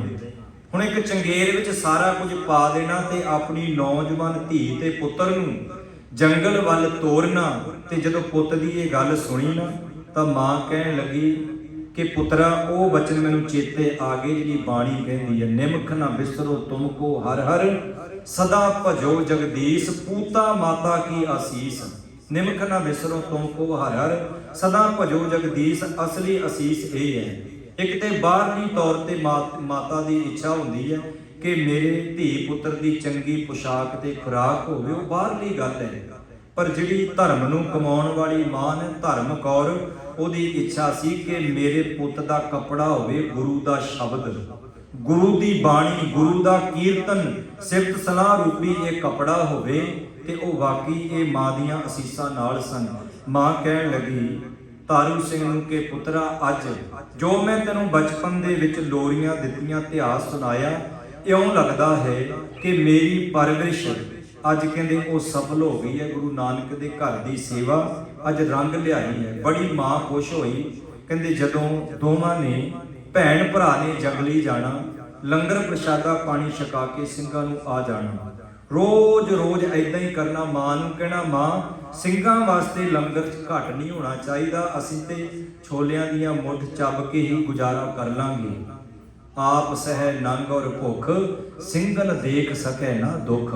ਕਹਿੰਦੇ ਆਪ ਨੰਗੇ ਭੁੱਖੇ ਰਹਿ ਲੈਂਦੇ ਰਤਨ ਸਿੰਘ ਭੰਗੂ ਕਹਿੰਦੇ, ਪਰ ਕਹਿੰਦੇ ਸਿੰਘਾਂ ਦਾ ਦੁੱਖ ਨਹੀਂ ਉਹਨਾਂ ਤੋਂ ਜਰਿਆ ਜਾਂਦਾ। ਇਤਿਹਾਸ ਕਹਿੰਦਾ ਜਦੋਂ ਰੋਜ਼ ਇਸ ਤਰ੍ਹਾਂ ਕਰਦੇ ਨੇ ਤਾਂ ਇੱਕ ਦਿਨ ਜਿਹੜਾ ਹਰ ਭਗਤ ਨਿਰੰਜਨੀਆ, ਇਹਨੇ ਆਪਣੀ ਬੜੀ ਬੇਇੱਜ਼ਤੀ ਮਹਿਸੂਸ ਕੀਤੀ। ਸਰਕਾਰ ਦਾ ਟੌਟ ਹੈ, ਗੱਲ ਗੱਲ ਕਹਿੰਦੇ ਜਾ ਕੇ ਪਹੁੰਚਾਉਂਦਾ। ਜਦੋਂ ਇਹ ਪਹੁੰਚਿਆ ਨਾ ਲਾਹੌਰ ਵਿਖੇ ਤੇ ਉੱਥੇ ਜ਼ਕਰੀਆ ਖਾਨ ਨੇ ਜਿਹੜਾ ਉਹ ਆਪਣੀਆਂ ਬਹਾਦਰੀ ਦੀਆਂ ਡੀਂਗਾਂ ਮਾਰ ਰਿਹਾ ਹੈ। ਉਹ ਕਹਿਣ ਲੱਗਾ ਪੰਜਾਬ ਦੇ ਵਿੱਚੋਂ ਸਿੰਘਾਂ ਦਾ ਖੁਰਾ ਖੋਜ ਮਿਟਾ ਦਿੱਤਾ, ਹੁਣ ਸਿੰਘ ਪੰਜਾਬ ਵਿੱਚ ਲੱਭਦਾ ਹੀ ਕੋਈ ਨਹੀਂ। ਘੋੜਿਆਂ ਦੀਆਂ ਸੁੰਮਾਂ ਦੇ ਥੱਲੇ, ਘੋੜਿਆਂ ਦੀਆਂ ਟਾਪਾਂ ਦੇ ਥੱਲੇ ਕਿਤੇ ਸਾਰੇ ਲਤੜ ਲਤੜ ਕੇ ਮਾਰ ਦਿੱਤੇ, ਹੁਣ ਨਹੀਂ ਕੋਈ ਲੱਭਦਾ। ਹਰ ਭਗਤ ਨਿਰੰਜਨੀਆ ਉੱਥੇ ਪਹੁੰਚਿਆ। ਜਦੋਂ ਅਜੇ ਇਹ ਆਪਣਾ ਲੈਕਚਰ ਝਾੜਦਾ ਸੀ, ਉੱਚੀ ਆਵਾਜ਼ ਵਿੱਚ ਹਰ ਭਗਤ ਨਿਰੰਜਨੀਆ ਕਹਿੰਦਾ ਉਹ ਜ਼ਕਰੀਆ ਖਾਨ ਤੈਨੂੰ ਭੁਲੇਖਾ ਜੀ, ਤੈਨੂੰ ਭੁਲੇਖਾ ਵੀ ਸਿੰਘ ਮਰ ਗਏ, ਸਿੰਘ ਖਤਮ ਕਰ ਦਿੱਤੇ ਤੂੰ। ਕਹਿੰਦੇ ਉਹ ਤਾਂ ਜੰਗਲਾਂ ਦੇ ਵਿੱਚ ਬੈਠੇ। ਉਹ ਕਹਿੰਦਾ ਜੰਗਲਾਂ ਵਿੱਚ ਉੱਥੇ ਫਿਰ ਲੰਗਰ ਪ੍ਰਸ਼ਾਦਾ ਪਾਣੀ ਕਿੱਥੋਂ ਛਕਦੇ, ਕਿਉਂਕਿ ਵਿਰੋਧੀ ਬੰਦੇ ਨੇ ਘੁਮਾ ਫਿਰਾ ਕੇ ਗੱਲ ਉੱਥੇ ਲਿਆਉਣੀ ਜਿੱਥੇ ਉਹਦੀ ਰੰਜਸ ਹੈ। ਹੁਣ ਕਹਿੰਦੇ ਹਰ ਭਗਤ ਨਿਰੰਜਨੀਆ ਕਹਿਣ ਲੱਗਾ ਲੰਗਰ ਪ੍ਰਸ਼ਾਦਾ ਪਾਣੀ, ਆ ਜਿਹੜਾ ਸਾਡਾ ਪਿੰਡ ਪੂਲਾ, ਇਹਦੇ ਵਿੱਚ ਰਹਿੰਦਾ ਭਾਈ ਤਾਰੂ ਸਿੰਘ ਤੇ ਉਹਦੀ ਮਾਤਾ ਧਰਮ ਕੌਰ ਤੇ ਇੱਕ ਧੀ, ਪਤੀ ਘਰ ਵਿੱਚ ਹੈ ਕੋਈ ਨਹੀਂ। ਘਰ ਦੇ ਵਿੱਚੋਂ ਲੰਗਰ ਪ੍ਰਸ਼ਾਦਾ ਪਾਣੀ ਤਿਆਰ ਕਰਕੇ ਰੋਜ਼ ਜੰਗਲਾਂ ਵਿੱਚ ਲੈ ਕੇ ਜਾਂਦੇ ਤੇ ਉਹਨਾਂ ਸਿੰਘਾਂ ਨੂੰ ਜਾ ਕੇ ਛਕਾਉਂਦੇ ਨੇ। ਤੇ ਮਤਾਂ ਭੁੱਲ ਜੀ ਉਹ ਤਿਆਰ ਹੋ ਰਹੇ ਨੇ, ਤਿਆਰ ਬਰ ਤਿਆਰ ਹੋ ਕੇ ਉਹਨਾਂ ਨੇ ਤੇਰੇ ਗਲ ਦੇ ਵਿੱਚ ਆ ਕੇ ਬੂਠਾ ਦੇਣਾ ਹੈ। ਹੁਣ ਹਰ ਭਗਤ ਨਿਰੰਜਨੀਏ ਦੀ ਇਹ ਗੱਲ ਸੁਣੀ, ਉਹਨੂੰ ਇਨਾਮ ਵੀ ਦਿੱਤਾ ਗਿਆ। ਹਮੇਸ਼ਾ ਸਰਕਾਰਾਂ ਉਹਨਾਂ ਲੋਕਾਂ ਦੀ ਪਿੱਠ ਥਾਪੜਦੀਆਂ ਜਿਹੜੇ ਉਹਨਾਂ ਦੀ ਬੋਲੀ ਬੋਲਦੇ, ਤੇ ਉਦੋਂ ਬਾਅਦ ਵਰਤਨ ਤੋਂ ਬਾਅਦ ਜਦੋਂ ਉਹਨਾਂ ਦੀ ਬੋਲੀ ਬੋਲਦੇ, ਜਦੋਂ ਉਹ ਸਾਰਾ ਕੰਮ ਉਹਨਾਂ ਤੋਂ ਲੈ ਲੈਂਦੇ, ਫਿਰ ਉਹਨਾਂ ਨੌਜਵਾਨਾਂ ਨੂੰ ਅਗਲੇ ਜੇਲ੍ਹਾਂ ਵਿੱਚ ਧੱਕ ਦਿੰਦੇ ਤੇ ਕਹਿ ਦਿੰਦੇ ਇਹ ਗੈਂਗਸਟਰ ਪਕੜੇ ਨੇ ਅਸੀਂ। ਸਾਡੀ ਨੌਜਵਾਨ ਪੀੜ੍ਹੀ ਨੂੰ ਐਦਾਂ ਗੁੰਮਰਾਹ ਕੀਤਾ ਜਾਂਦਾ ਤੇ ਅੱਜ ਵੀ ਕੀਤਾ ਜਾ ਰਿਹਾ। ਪੰਜਾਬ ਦੇ ਨੌਜਵਾਨਾਂ ਤੋਂ ਹੀ ਪੰਜਾਬ ਦੇ ਨੌਜਵਾਨਾਂ ਦੇ ਕਤਲ ਹੋ ਰਹੇ ਨੇ, ਸਿੱਖਾਂ ਤੋਂ ਹੀ ਸਿੱਖਾਂ ਨੂੰ ਮਰਵਾਇਆ ਜਾ ਰਿਹਾ। ਇਸ ਗੱਲ ਨੂੰ ਸਮਝਣਾ ਪਏਗਾ। ਖੈਰ ਬੇਨਤੀ ਕਰਾਂ, ਉਸੇ ਵਕਤ ਜਿਹੜਾ ਜ਼ਕਰੀਆ ਖਾਨ ਉਹਨੇ 20 ਸਿਪਾਹੀ ਦਿੱਤੇ, ਕਹਿੰਦਾ ਜਾਓ ਹੁਣੇ ਹੀ ਇਸ ਹਰ ਭਗਤ ਨਿਰੰਜਨੀਏ ਦੇ ਨਾਲ ਤੇ ਭਾਈ ਤਾਰੂ ਸਿੰਘ ਨੂੰ ਗ੍ਰਿਫਤਾਰ ਕਰਕੇ ਲਿਆਓ। ਇਤਿਹਾਸ ਕਹਿੰਦਾ ਜਦੋਂ ਪੂਲੇ ਪਿੰਡ ਵਿੱਚ ਪਹੁੰਚੇ, ਜਾ ਕੇ ਦਰਵਾਜ਼ਾ ਖੜਕਾਇਆ ਹੀ ਹੈ ਅਜੇ, ਮਾਂ ਨੇ ਦਰਵਾਜ਼ਾ ਖੋਲ੍ਹਿਆ ਤੇ ਸਾਹਮਣੇ ਸਿਪਾਹੀ ਖਲੋਤੇ। ਤਾਂ ਅੱਗੋਂ ਮਾਂ ਕਹਿੰਦੀ ਆਓ ਜੀ ਆਇਆਂ ਨੂੰ, ਬੜੀ ਦੂਰੋਂ ਆਏ ਹੋਗੇ। ਲੰਗਰ ਪ੍ਰਸ਼ਾਦਾ ਪਾਣੀ ਤਿਆਰ ਹੈ, ਤੁਸੀਂ ਛਕੋ। ਇਤਿਹਾਸ ਕਹਿੰਦੇ ਜਦੋਂ ਦੁਸ਼ਮਣ ਨੂੰ ਵੀ ਆਪਾਂ ਇਹ ਗੱਲ ਕਹਿ ਦਈਏ ਨਾ, ਤੁਹਾਡੀ ਜਿਹਦੇ ਨਾਲ ਮਰਜ਼ੀ ਜਿੰਨੀ ਮਰਜ਼ੀ ਦੁਸ਼ਮਣੀ ਹੋਵੇ, ਉਹਨੂੰ ਤੁਸੀਂ ਇਹ ਇੱਕ ਮਿਠਾਸ ਨਾਲ ਕਹਿ ਦਿਓ ਵੀ ਕੀ ਛਕੇਗਾ, ਅੱਧਾ ਗੁੱਸਾ ਤੇ ਕ੍ਰੋਧ ਉਹਦਾ ਟੈਂਪਰੇਚਰ ਨਾਲ ਦੀ ਨਾਲ ਥੱਲੇ ਆ ਜਾਣੇ। ਹੁਣ ਆਏ ਤਾਂ ਉਹ ਪਕੜਨੇ, ਜਦੋਂ ਮਾਂ ਨੇ ਕਿਹਾ ਵੀ ਕੀ ਛਕੋਗੇ, ਲੰਗਰ ਤਿਆਰ ਹੈ, ਕਹਿੰਦੇ ਉਹ ਕੰਬਦੇ ਹੋਏ ਬੁੱਲਾਂ ਨਾਲ ਕਹਿਣ ਲੱਗੇ, ਮਾਂ ਅਸੀਂ ਲੰਗਰ ਨਹੀਂ ਛਕਣ ਆਏ। ਜਿਸ ਰੁੱਖ ਨਾਲ ਉਹ ਆਏ ਸੀ ਨਾ, ਉਹਨਾਂ ਦਾ ਰੁੱਖ ਨਾਲ ਦੀ ਨਾਲ ਬਦਲ ਗਿਆ।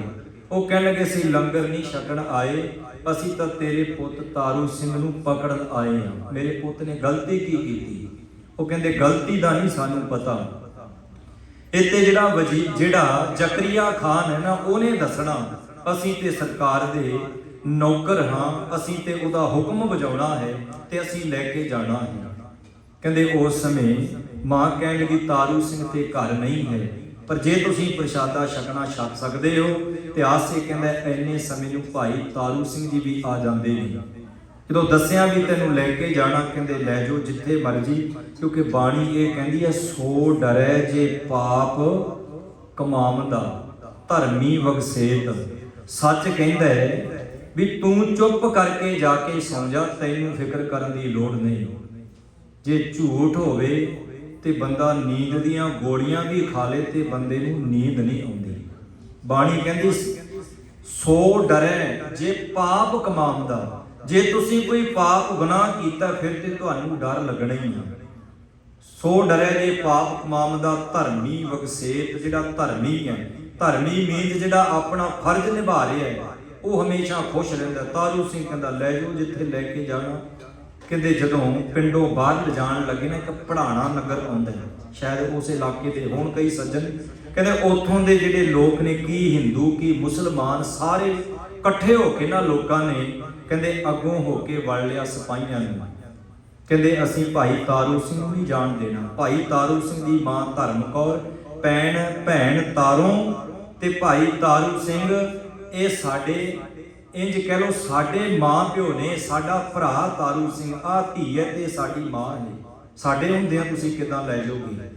ਇਤਿਹਾਸ ਸੀ ਕਹਿੰਦੇ ਭਾਈ ਤਾਰੂ ਸਿੰਘ ਬੜੇ ਪਿਆਰ ਨਾਲ ਕਹਿੰਦਾ ਪਿੰਡ ਵਾਲਿਆਂ ਨੂੰ, ਕਹਿੰਦਾ ਇਹ ਕੰਮ ਨਾ ਕਰਿਓ। ਉਹ ਕਹਿੰਦੇ ਜਿੰਨੀ ਮਾਇਆ ਲੈਣੀ ਲੈ ਲਓ, ਕਹਿੰਦੇ ਮਾਇਆ ਲੈ ਲਓ ਪਿੰਡ ਵਾਲੇ, ਕਹਿੰਦੇ ਪਰ ਛੱਡੋ ਇਹਨੂੰ। ਅੱਗੋਂ ਭਾਈ ਤਾਰੂ ਸਿੰਘ ਕਹਿੰਦਾ ਜਿਹੜਾ ਸ਼ਹਾਦਤ ਦਾ ਪਿਆਲਾ ਪਿੰਡ ਵਾਲਿਓ, ਇਹ ਅੱਜ ਮੇਰੇ ਮੂੰਹ ਨੂੰ ਲੱਗਣ ਲੱਗਾ, ਮਤਾ ਕਿਤੇ ਹੋਵੇ ਕਿ ਇਹ ਸ਼ਹਾਦਤ ਦਾ ਪਿਆਲਾ ਕਹਿੰਦੇ ਮੇਰੇ ਤੋਂ ਖੁੰਝ ਜੀ।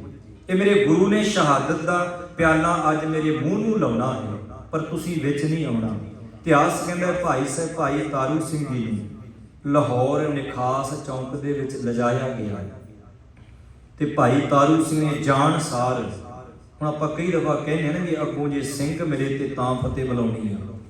ਹੁਣ ਤੁਸੀਂ ਇੱਥੇ ਜ਼ਿਆਦਾ ਵਿਚਰਦੇ ਹੋ, ਸਾਨੂੰ ਤੇ ਨਹੀਂ ਇੰਨੀ ਅੰਗਰੇਜ਼ੀ ਆਉਂਦੀ ਸੀ ਤੇ ਮਾੜੀ ਮੋਟੀ ਆਉਂਦੀ ਸਾਨੂੰ, ਪਰ ਗੋਰੇ ਜਦੋਂ ਤੁਹਾਨੂੰ ਮਿਲਦੇ, ਗੋਰੇ ਫਤਿਹ ਤਾਂ ਨਹੀਂ ਬੁਲਾਉਂਦੇ ਤੁਹਾਨੂੰ, ਉਹ ਫਿਰ ਜੋ ਇਹਨਾਂ ਦੀ ਇੱਥੇ ਲੈਂਗੁਏਜ ਹੈ ਉਹਨੇ ਉਹੀ ਬੁਲਾਉਣੀ। ਜੇ ਸਵੇਰੇ ਮਿਲਣਗੇ ਗੁੱਡ ਮਾਰਨਿੰਗ ਕਹਿਣਗੇ। ਪਰ ਮੈਂ ਜਿਹੜੀ ਬੇਨਤੀ ਕਰਨ ਲੱਗਾ, ਤਾਰੂ ਸਿੰਘ ਨੇ ਇਹ ਨਹੀਂ ਦੇਖਿਆ ਵੀ ਮੈਂ ਸਲਾਮ ਕਹਾਂ ਇਹਨੂੰ। ਤਾਰੂ ਸਿੰਘ ਨੇ ਗੱਜ ਕੇ ਫਤਿਹ ਬੁਲਾਈ, ਕਹਿੰਦੇ ਵਾਹਿਗੁਰੂ ਜੀ ਕਾ ਖਾਲਸਾ ਵਾਹਿਗੁਰੂ ਜੀ ਕੀ ਫਤਿਹ। ਤੇ ਜ਼ਕਰੀਆ ਖਾਨ ਦੇ ਆਨੇ ਅੱਡੇ ਰਹਿ ਗਏ। ਕਹਿੰਦੇ ਹੈ, ਉਹ ਕਹਿਣ ਲੱਗਾ ਕਿਹੜੀ ਫਤਿਹ? ਬੜਾ ਸਿੱਖੀ ਤੇ ਤੈਨੂੰ ਮਾਣ ਹੈ, ਆਪਣੇ ਕੇਸਾਂ ਤੇ ਆਪਣੇ ਗੁਰੂ ਤੇ ਬੜੀ ਫਤਿਹ ਗਜਾਉਣਾ। ਇਹ ਕੋਈ ਤੇਰਾ ਆਨੰਦਪੁਰ ਨਹੀਂ ਹੈ ਜਿੱਥੇ ਤੂੰ ਫਤਿਹ ਗਜਾ ਰਿਹਾ। ਇਹ ਜ਼ਕਰੀਆ ਖਾਨ ਦਾ ਸ਼ਹਿਰ ਹੈ, ਜ਼ਕਰੀਆ ਖਾਨ ਦੀ ਕਚਹਿਰੀ ਲੱਗੀ ਹੈ। ਕਹਿਣ ਲੱਗਾ ਜਿਨ੍ਹਾਂ ਕੇਸਾਂ ਤੇ ਤੂੰ ਮਾਣ ਕਰਦਾ, ਪਹਿਲੀ ਗੱਲ ਤੇ ਤੂੰ ਸਰਕਾਰ ਦਾ ਬਾਗੀ ਹੈ। ਜਿਨ੍ਹਾਂ ਨੂੰ ਅਸੀਂ ਘੋੜਿਆਂ ਦੀਆਂ ਸੰਮਾਂ ਥੱਲੇ ਦਬਾ ਕੇ ਮਾਰ ਦਿੱਤਾ ਤੇ ਉਹਨਾਂ ਨੂੰ ਤੂੰ ਲੰਗਰ ਛਕਾਉਣਾ, ਪਹਿਲਾ ਗੁਨਾਹ ਤੇਰਾ ਇਹ। ਦੂਜਾ ਗੁਨਾਹ ਕਿ ਮੇਰੀ ਕਚਹਿਰੀ ਵਿੱਚ ਆ ਕੇ ਤੂੰ ਆਪਣੀ ਬੋਲੀ ਬੋਲਦਾ, ਮੇਰੀ ਨਹੀਂ। ਇਸ ਲਈ ਜਾਂ ਤਾਂ ਇਸਲਾਮ ਕਬੂਲ ਕਰ ਲੈ ਤੇ ਨਹੀਂ ਫਿਰ ਮੌਤ ਨੂੰ ਕਬੂਲ ਕਰ ਲੈ। ਜਿਨ੍ਹਾਂ ਕੇਸਾਂ ਦਾ ਤੂੰ ਮਾਣ ਕਰਦਾ ਹੈ, ਕਹਿੰਦੇ ਇਹਨਾਂ ਕੇਸਾਂ ਨੂੰ ਤੇ ਰਤਨ ਸਿੰਘ ਭੰਗੂ ਨੇ ਲਿਖਿਆ ਹੈ। ਕਹਿੰਦੇ ਉਹ ਕਹਿਣ ਲੱਗਾ ਮੈਂ ਜੁੱਤੀਆਂ ਦੇ ਨਾਲ ਝਾੜ ਦੇਣੇ ਨੇ। ਜਦੋਂ ਇਹ ਗੱਲ ਕਹੀ ਨਾ ਤੇ ਭਾਈ ਤਾਰੂ ਸਿੰਘ ਜੀ ਕਹਿੰਦੇ ਮੈਨੂੰ ਤੂੰ ਜੋ ਮਰਜ਼ੀ ਕਹਿ ਲੈਂਦਾ, ਪਰ ਇਹ ਕੇਸ ਗੁਰੂ ਕੀ ਮੋਹਰ ਨੇ। ਤੂੰ ਕਹਿਣਾ ਨਾ ਜੁੱਤੀਆਂ ਦੇ ਨਾਲ, ਦਰਅਸਲ ਕਹਿੰਦੇ ਤੈਨੂੰ ਗੁਰੂ ਦੀ ਰਹਿਮਤ ਦੇ ਨਾਲ ਮੈਨੂੰ ਇੰਨਾ ਕਮਾਨ ਆਪਣੇ ਗੁਰੂ ਤੇ ਕਹਿੰਦੇ ਤੇਰੀ ਜਾਨ ਜੇ ਨਿਕਲਣੀ ਹੈ ਤਾਂ ਉਹ ਮੇਰੀ ਜੁੱਤੀ ਨਾਲ ਹੀ ਨਿਕਲਣੀ ਹੈ। ਤੂੰ ਮੇਰੇ ਕੇਸ ਜੁੱਤੀ ਨਾਲ ਝਾੜੇਗਾ, ਇਹ ਤੇ ਗੱਲ ਬਾਅਦ ਵਿੱਚ ਹੈ, ਪਰ ਕਹਿੰਦੇ ਇਹਨਾਂ ਕੇਸਾਂ ਨੂੰ ਤੂੰ ਕੱਟ ਕੇ ਹੀ ਦੱਸ। ਇਤਿਹਾਸ ਇਹ ਕਹਿੰਦਾ ਹੈ ਉਸ ਸਮੇਂ ਇੱਕ ਨਾਈ ਨੂੰ ਮੰਗਾਇਆ ਗਿਆ, ਕਹਿੰਦੇ ਕੇਸ ਕੱਟੋ ਇਹਦੇ। ਉਹ ਇੱਕ ਵੱਖਰੀ ਗੱਲ ਆ, ਆਪਾਂ ਕਹਿੰਦੇ ਵੀ ਕੇਸ ਲੋਹੇ ਦੀਆਂ ਤਾਰਾਂ ਬਣ ਗਏ। ਦਰਅਸਲ ਕੇਸ ਨਹੀਂ ਸੀ, ਲੋਹੇ ਦੀਆਂ ਤਾਰਾਂ ਬਣ ਗਏ। ਜੇ ਕੇਸ ਲੋਹੇ ਦੀਆਂ ਤਾਰਾਂ ਬਣ ਗਏ ਤਾਂ ਜਿਹੜਾ ਖੋਪਰ ਸੀ ਉਹ ਵੀ ਲੋਹੇ ਦਾ ਬਣ ਸਕਦਾ ਸੀ। ਦਰਅਸਲ ਇਹਦੇ ਵਿੱਚ ਲੌਜਿਕ ਇਹ ਹੈ ਕਿ ਭਾਈ ਸਾਹਿਬ ਭਾਈ ਤਾਰੂ ਸਿੰਘ ਦਾ ਜਿਹੜਾ ਸਿਦਕ ਹੈ ਨਾ ਉਹ ਲੋਹੇ ਵਰਗਾ ਪੱਕਾ ਬਣ ਗਿਆ। ਚਿਹਰੇ ਤੇ ਜਲਾਲ ਇੰਨਾ ਕਿ ਜਿਹੜਾ ਕੇਸ ਕੱਟਣ ਵਾਸਤੇ ਅੱਗੇ ਕੈਂਚੀ ਕਰਦਾ ਉਹਦੀ ਹਿੰਮਤ ਹੀ ਨਹੀਂ ਪੈਂਦੀ। ਉਹਦੀ ਹਿੰਮਤ ਨਹੀਂ ਪੈਂਦੀ ਕਿ ਮੈਂ ਕੇਸਾਂ ਨੂੰ ਕੈਂਚੀ ਲਾ ਦੇਵਾਂ, ਉਹਦੀ ਹਿੰਮਤ ਹੀ ਨਹੀਂ ਪੈ ਰਹੀ। ਇਤਿਹਾਸ ਇਹ ਕਹਿੰਦਾ ਹੈ ਭਾਈ ਸਾਹਿਬ ਭਾਈ ਤਾਰੂ ਸਿੰਘ ਜੀ ਚੌਂਕੜਾ ਮਾਰ ਕੇ ਬੈਠੇ, ਆਪਣੇ ਗੁਰੂ ਦੇ ਰੰਗ ਦੇ ਵਿੱਚ ਰੰਗੇ ਹੋਏ ਨੇ, ਪਰ ਕਹਿੰਦੇ ਕੈਂਚੀ ਨੇੜੇ ਲੈ ਕੇ ਆਉਂਦੇ ਨਹੀਂ। ਕਹਿੰਦੇ ਜਿਉਂ-ਜਿਉਂ ਸਿੰਘਨ ਆਗੇ ਕੈਂਚੀ ਚਲਾਵੇ, ਤਿਉਂ-ਤਿਉਂ ਸਿੰਘਨ ਕੇ ਮੁਖ ਲਾਲੀ ਆਵੇ। ਕਹਿੰਦੇ ਉਹਨਾਂ ਦੇ ਚਿਹਰੇ ਦੇ ਉੱਪਰ ਲਾਲੀ ਆ ਰਹੀ ਹੈ। ਉਸ ਸਮੇਂ ਕਹਿੰਦੇ ਜ਼ਕਰੀਆ ਖਾਨ ਕਹਿਣ ਲੱਗਾ ਨਹੀਂ, ਕਿਉਂ ਨਹੀਂ ਗੱਲ ਬਣਦੀ, ਮੋਚੀ ਮੰਗਾਓ ਮੋਚੀ। ਇਹਨੂੰ ਬੜਾ ਮਾਣ ਹੈ ਨਾ ਕੇਸਾਂ ਤੇ। ਕਹਿੰਦੇ ਮੋਚੀ ਮੰਗਾਓ ਤੇ ਇਹਦੀ ਜਿਹੜੀ ਖੋਪੜੀ ਵਿੱਚੋਂ ਕੇਸ ਨਿਕਲਦੇ ਆ ਜੀ, ਕਹਿੰਦੇ ਖੋਪੜੀ ਉਹ ਲਾ ਦਿਓ। ਇਤਿਹਾਸ ਇਹ ਕਹਿੰਦਾ ਹੈ ਮੋਚੀ ਨੂੰ ਮੰਗਾਇਆ ਗਿਆ, ਇੱਥੋਂ ਮੱਥੇ ਤੋਂ ਟੱਕ ਸ਼ੁਰੂ ਕੀਤਾ, ਕੰਨਾਂ ਤੋਂ ਲੈ ਕੇ ਕਹਿੰਦੇ ਸਾਰੀ ਖੋਪਰੀ ਲਾ ਦਿੱਤੀ ਗਈ। ਖੂਨ ਦੇ ਫੁਹਾਰੇ ਚੱਲੇ, ਚਿਹਰੇ ਤੇ ਖੂਨ ਐਦਾਂ ਜਿਵੇਂ ਭਾਈ ਸਾਹਿਬ ਭਾਈ ਤਾਰੂ ਸਿੰਘ ਜੀ ਕਿਸੇ ਖੂਨ ਦੇ ਦਰਿਆ ਦੇ ਵਿੱਚੋਂ ਇਸ਼ਨਾਨ ਕਰਕੇ ਨਿਕਲੇ ਹੋਣ, ਪਰ ਆਪਣੀ ਮੌਜ ਵਿੱਚ। ਹੁਣ ਇੱਥੇ ਆਪਾਂ ਕਈ ਦਫਾ ਜਿਹੜਾ ਨਾਸਤਕ ਬੰਦਾ ਕਹੂ ਇਹ ਕਿੱਦਾਂ ਹੋ ਸਕਦਾ ਜੀ, ਬੰਦ ਕਿਵੇਂ ਕੱਟਿਆ ਜਾਊ, ਆਪਾਂ ਇਹ ਕਹਾਂਗੇ ਨਾ ਵੀ ਇਹ ਕਿੱਦਾਂ ਹੋ ਜਾਊ। ਤੁਸੀਂ ਡਾਕਟਰ ਕੋਲ ਜਾਂਦੇ ਹੋ, ਆਪਣਾ ਦੰਦ ਪੀੜ ਕਰ ਦਿੰਦਾ, ਉਹ ਇੰਜੈਕਸ਼ਨ ਲਾ ਕੇ ਸਾਡੀ ਜਾੜ ਨੂੰ ਦਾੜ ਕਹਿ ਲਓ ਇਹਨੂੰ ਸੁੰਨ ਕਰ ਦਿੰਦਾ ਇੱਕ ਪਾਸਾ, ਤੇ ਭਾਵੇਂ ਸਾਡੀਆਂ ਉਹ ਸਾਰੀਆਂ ਹੀ ਕੱਢ ਕੇ ਪਲੇਟ 'ਚ ਰੱਖ ਦੇ, ਸਾਨੂੰ ਪਤਾ ਲੱਗਦਾ? ਬਿਲਕੁਲ ਨਹੀਂ। ਉਹ ਕੱਢ ਕੇ ਦੁੱਖ ਦੀ ਜਾੜ ਬਾਹਰ ਰੱਖ ਦਿੰਦਾ ਤੇ ਆਪਾਂ ਨੂੰ ਨਹੀਂ ਪਤਾ ਹੁੰਦਾ ਵੀ ਕੱਢਤੀ ਜਾਂ ਨਹੀਂ ਕੱਢਤੀ। ਕਿਉਂ ਨਹੀਂ ਦਰਦ ਹੋਇਆ? ਦਰਅਸਲ ਉਹਨੇ ਦਵਾਈ ਦੇ ਨਾਲ ਦਰਦ ਦਾ ਸਰੀਰ ਨਾਲੋਂ ਕਨੈਕਸ਼ਨ ਕੱਢ ਦਿੱਤਾ। ਮੈਂ ਇਹਨੂੰ ਇਉਂ ਮਹਿਸੂਸ ਕਰ ਰਿਹਾ ਸੀ ਅੱਜ ਜਦੋਂ ਇਤਿਹਾਸ ਪੜ੍ਹਦਾ ਸੀ ਵੀ ਸ਼ਾਇਦ ਡਾਕਟਰਾਂ ਨੇ ਵੀ ਇਤਿਹਾਸ ਤੋਂ ਹੀ ਸਾਇੰਸ ਦੀ ਪ੍ਰੇਰਨਾ ਲਈ ਹੋਵੇ। ਜੇ ਇਹ ਦਵਾਈ ਦੇ ਨਾਲ ਦਰਦ ਤੇ ਸਰੀਰ ਦਾ ਕਨੈਕਸ਼ਨ ਕੱਟ ਸਕਦੇ ਨੇ, ਕਿ ਗੁਰੂ ਦੇ ਸਿੰਘ ਬਾਣੀ ਪੜ੍ਹ ਕੇ ਦਰਦ ਦਾ ਕਨੈਕਸ਼ਨ ਸਰੀਰ ਨਾਲੋਂ ਨਹੀਂ ਕੱਟ ਸਕਦੇ? ਉਹ ਵੀ ਕੱਟ ਸਕਦੇ ਨੇ। ਉਹ ਫਿਰ ਉਹ ਅਵਸਥਾ ਇੰਨੀ ਕੁ ਉੱਚੀ ਉਹਨਾਂ ਦੀ ਚਲੀ ਗਈ, ਗੁਰੂ ਦੀ ਇੰਨੀ ਕੁ ਰਹਿਮਤ ਹੋ ਗਈ, ਖੋਪਰ ਵੀ ਲੈ ਗਿਆ ਪਰ ਉਹ ਆਪਣੇ ਗੁਰੂ ਦੇ ਰੰਗ ਦੇ ਵਿੱਚ ਹੀ ਰੰਗੇ ਹੋਏ ਨੇ। ਅੱਜ ਦੇ ਦਿਨ ਕੱਲ ਇੱਕ ਸਾਵਣ ਸੀ ਨਾ, ਸਰੀਰ ਉਹਨਾਂ ਨੇ ਕੱਲ ਛੱਡਿਆ ਸੀ, ਪਰ ਜਿਹੜੀ ਖੋਪਰੀ ਸੀ ਨਾ ਉਹ 22 ਦਿਨ ਪਹਿਲਾਂ ਉਤਾਰੀ ਗਈ ਸੀ। ਖੋਪਰੀ ਤੋਂ ਬਿਨਾ 22 ਦਿਨ ਲਗਾਤਾਰ ਭਾਈ ਸਾਹਿਬ ਭਾਈ ਤਾਰੂ ਸਿੰਘ ਜੀ ਜਿਉਂਦੇ ਰਹੇ। ਉਹਦਾ ਇੱਕ ਕਾਰਨ ਸੀ। ਤੇ ਜਿਉਂ ਹੀ ਖੋਪਰੀ ਉਤਰਦੀ ਹੈ ਤੇ ਇਧਰੋਂ ਜ਼ਕਰੀਆ ਖਾਨ ਹੈ, ਇਹਦੇ ਪੇਟ ਵਿੱਚ ਦਰਦ ਸ਼ੁਰੂ ਹੋ ਜਾਂਦਾ ਹੈ, ਇਹਨੂੰ ਪਿਸ਼ਾਬ ਦਾ ਬੰਨ ਪੈ ਗਿਆ, ਬੜਾ ਇਹ ਤੜਫਿਆ। ਤੋ ਇਹਦੇ ਦਰਬਾਰ ਦੇ ਵਿੱਚ ਭਾਈ ਸੁਬੇਗ ਸਿੰਘ ਤੇ ਸ਼ਾਹਬਾਗ ਸਿੰਘ ਦੋ ਪਿਓ ਪੁੱਤ ਨੇ, ਤੇ ਆਪਾਂ ਉਹਨਾਂ ਦਾ ਇਤਿਹਾਸ ਵੀ ਪੜ੍ਹਦੇ ਹਾਂ ਤੇ ਅਰਦਾਸ ਵਿੱਚ ਵੀ ਜ਼ਿਕਰ ਆਉਂਦਾ। ਸੁਬੇਗ ਸਿੰਘ ਸਰਕਾਰੀ ਅਹਿਲਕਾਰ ਸੀ, ਨੌਕਰੀ ਕਰਦਾ ਸੀ, ਪਰ ਆਪਣੀ ਸਿੱਖੀ ਦੇ ਪ੍ਰਤੀ ਧਰਮ ਦੇ ਪ੍ਰਤੀ ਉਹ ਬਿਲਕੁਲ ਪੱਕਾ ਸੀ। ਇੱਥੇ ਆਪਾਂ ਜਿਹੜੀ ਮਰਜ਼ੀ ਕਿਰਤ ਕਰੋ, ਮਿਹਨਤ ਕਰੋ, ਨੌਕਰੀ ਜੌਬ ਕਰੋ, ਪਰ ਆਪਾਂ ਆਪਣੇ ਗੁਰੂ ਦੇ ਪ੍ਰਤੀ ਵਫਾਦਾਰ ਰਹਿਣਾ ਹੈ। ਜਿਸ ਮਾਲਕ ਦਾ ਕੰਮ ਕਰਦੇ ਹਾਂ ਉਹਦੇ ਪ੍ਰਤੀ ਵੀ ਰਹਿਣਾ ਹੈ ਤੇ ਗੁਰੂ ਪ੍ਰਤੀ ਵੀ। ਇਤਿਹਾਸ ਇਹ ਕਹਿੰਦਾ ਹੈ ਜਦੋਂ ਬੜਾ ਦੁਖੀ ਹੋਇਆ, ਬੜਾ ਹੀ ਤੜਫਿਆ, ਉਹਨੇ ਫਿਰ ਸੁਬੇਗ ਸਿੰਘ ਨੂੰ ਬੁਲਾਇਆ ਵੀ ਇਹ ਸਿੱਖ ਹੈ, ਕੋਲ ਬੁਲਾ ਕੇ ਕਹਿੰਦਾ ਵੀ ਮੇਰਾ ਬਹੁਤ ਬੁਰਾ ਹਾਲ ਹੈ, ਵੀ ਜਾਂ ਤਾਂ ਕਹਿੰਦੇ ਮੈਨੂੰ ਤੁਸੀਂ ਮਾਰ ਦਿਓ ਤੇ ਜਾਂ ਮੈਨੂੰ ਠੀਕ ਕਰ ਦਿਓ। ਤਾਂ ਫਿਰ ਉਸ ਸਮੇਂ ਕਹਿੰਦੇ ਇੱਕ ਲਾਗੇ ਅਹਿਲਕਾਰ ਖੜਾ ਸੀ, ਰਤਨ ਸਿੰਘ ਭੰਗੂ ਲਿਖਦੇ, ਉਹ ਕਹਿਣ ਲੱਗੇ ਜ਼ਕਰੀਆ ਖਾਨ ਜੀ, ਜਿਸ ਸਿੰਘ ਤੇ ਕੱਲ ਤੁਸੀਂ ਜ਼ੁਲਮ ਕੀਤਾ ਉਹਦੀ ਖੋਪਰੀ ਲਾਈ ਹੈ ਨਾ, ਉਹ ਪੂਰਨ ਕੋਈ ਸੰਤ ਮਹਾਂਪੁਰਸ਼ ਗੁਰੂ ਦਾ ਪੱਕਾ ਸਿੱਖ ਸੀ, ਤੇ ਉਹਨੇ ਤੁਹਾਨੂੰ ਇਹ ਵੀ ਕਿਹਾ ਸੀ ਕਿ ਤੇਰੀ ਜਾਨ ਤਾਂ ਨਿਕਲਣੀ ਹੈ ਜੇ ਮੇਰੇ ਪੈਰਾਂ ਦੀਆਂ ਚਰਨਾਂ ਦੀਆਂ ਜੁੱਤੀਆਂ ਤੇਰੇ ਸਿਰ ਵਿੱਚ ਵੱਜਣੀਆਂ ਨੇ। ਜੇ ਤੁਹਾਡਾ ਮਾੜਾ ਮੋਟਾ ਕੋਈ ਭਲਾ ਜਾਂ ਛੁਟਕਾਰਾ ਹੋ ਸਕਦਾ ਹੈ ਨਾ, ਤਾਂ ਉਸ ਸਿੰਘ ਦੇ ਕੋਲ ਹੀ ਜਾ ਕੇ ਬੇਨਤੀ ਕਰੋ। ਕਹਿੰਦੇ ਕਿਹਨੂੰ ਬੁਲਾਈਏ? ਕਹਿੰਦੇ ਸੁਬੇਗ ਸਿੰਘ ਨੂੰ। ਸੁਬੇਗ ਸਿੰਘ ਨੂੰ ਬੁਲਾਇਆ ਗਿਆ। ਤੇ ਹੱਥ ਜੋੜ ਕੇ ਕਹਿੰਦੇ ਜ਼ਕਰੀਆ ਖਾਨ ਤੜਫਦਾ ਪਿਆ ਹਾਲ ਪਹਾਰਾ, ਕਹਿਣ ਲੱਗਾ ਭਾਈ ਤਾਰੂ ਸਿੰਘ ਦੇ ਕੋਲ ਜਾ ਕੇ ਮੇਰੇ ਵੱਲੋਂ ਬੇਨਤੀ ਕਰੋ। ਵੇਖੋ, ਜਿਸ ਤਾਰੂ ਸਿੰਘ ਦੀ ਖੋਪਰੀ ਲਾਈ ਗਈ ਕੇਸਾਂ ਦੇ ਪ੍ਰਤੀ ਭੱਦੀ ਸ਼ਬਦਾਵਲੀ, ਮੈਂ ਸਭ ਨੂੰ ਨੌਜਵਾਨ ਵੀਰ ਭਰਾਵਾਂ ਨੂੰ ਬੇਨਤੀ ਕਰਦਾ, ਤੁਸੀਂ ਕੇਸ ਰੱਖੇ ਨਹੀਂ ਰੱਖੇ ਵੱਖਰੀ ਗੱਲ ਹੈ, ਪਰ ਗੁਰੂ ਦੇ ਕੇਸ ਜਿਹਨੇ ਰੱਖੇ ਨੇ ਉਹਨੂੰ ਕਦੀ ਹਾਸਾ ਮਖੌਲ ਨਹੀਂ ਕਰਨਾ। ਉਹਨੇ ਭਾਵੇਂ ਦਾੜਾ ਰੱਖਿਆ, ਭਾਵੇਂ ਉਹਨੇ ਜੂੜਾ ਕੇਸ, ਕਿਸੇ ਨੂੰ ਅਸੀਂ ਇੰਜ ਕਹੋ ਜਲੀਲ ਨਹੀਂ ਕਰਨਾ। ਜੇ ਕਿਸੇ ਨੂੰ ਜਲੀਲ ਕਰ ਰਹੇ ਹੋ ਨਾ, ਸਿੱਖ ਧਰਮ ਦੇ ਵਿੱਚ ਜਨਮ ਲੈ ਕੇ ਸਮਝੋ ਅਸੀਂ ਗੁਰੂ ਨੂੰ ਜਲੀਲ ਕਰ ਰਹੇ ਹਾਂ। ਕੇਸ ਗੁਰੂ ਦੇ ਹਨ। ਹਾਂ, ਆਪਾਂ ਕਿਸੇ ਨਹੀਂ ਰੱਖ ਰਹੇ, ਵੱਖਰੀ ਗੱਲ ਹੈ। ਗੁਰੂ ਕਿਰਪਾ ਕਰੇ ਤੁਸੀਂ ਗੁਰੂ ਕੇ ਸਿੱਖ ਬਣ ਜਾਓ, ਗੁਰੂ ਦੀ ਰਹਿਮਤ ਹੋ ਜਾਏ। ਹੁਣ ਭਾਈ ਸੁਬੇਗ ਸਿੰਘ ਨੂੰ ਆਖਿਆ ਵੀ ਤੁਸੀਂ ਜਾ ਕੇ ਉਹਨਾਂ ਨੂੰ ਕਹੋ ਕਿ ਤੁਹਾਡੀ ਤਾਂ ਬਾਣੀ ਵਿੱਚ ਲਿਖਿਆ ਸੰਤ ਕਿਰਪਾਲ, ਕਿਰਪਾ ਜੇ ਕਰੈ ਨਾਨਕ ਸੰਤ ਸੰਗ ਨਿੰਦਕ ਵੀ ਧਰੈ। ਵੀ ਤੁਸੀਂ ਤਾਂ ਰੋਜ਼ ਬਾਣੀ ਸੁਖਮਨੀ ਸਾਹਿਬ ਦੀ ਪੜ੍ਹ ਕੇ ਸੁਣਾਉਂਦੇ ਸੀ ਵੀ ਜੇ ਕੋਈ ਰੱਬੀ ਰੂਹ ਕਿਰਪਾ ਕਰ ਦਵੇ ਤਾਂ ਨਿੰਦਕ ਵੀ ਤਰ ਜਾਂਦਾ। ਮੈਂ ਤਾਂ ਬਹੁਤ ਵੱਡਾ ਨਿੰਦਕ ਹਾਂ, ਮੇਰਾ ਵੀ ਛੁਟਕਾਰਾ ਕਰਾ ਦਿਓ। ਭਾਈ ਤਾਰੂ ਸਿੰਘ ਜੀ ਦੇ ਕੋਲ ਗਏ, ਜਾ ਕੇ ਜਦੋਂ ਬੇਨਤੀ ਕੀਤੀ ਤੇ ਭਾਈ ਤਾਰੂ ਸਿੰਘ ਜੀ ਕਹਿਣ ਲੱਗੇ ਉਸ ਦੁਸ਼ਟ ਬੰਦੇ ਦੀ ਫਰਮਾਇਸ਼ ਨਾ ਲੈ ਕੇ ਆਇਓ, ਹੋਰ ਜਿਸ ਨੂੰ ਮਰਜ਼ੀ ਲੈ ਆਓ, ਪਰ ਉਹਦੀ ਫਰਮਾਇਸ਼ ਨਹੀਂ। ਸੁਬੇਗ ਸਿੰਘ ਕਹਿਣ ਲੱਗੇ ਜੀ ਉਹ ਬਹੁਤ ਦੁਖੀ ਹੈ, ਬੜਾ ਤੜਫ ਰਿਹਾ, ਉਹ ਹਾਲ ਪਹਾਰਿਆਂ ਪਾ ਰਿਹਾ ਹੈ।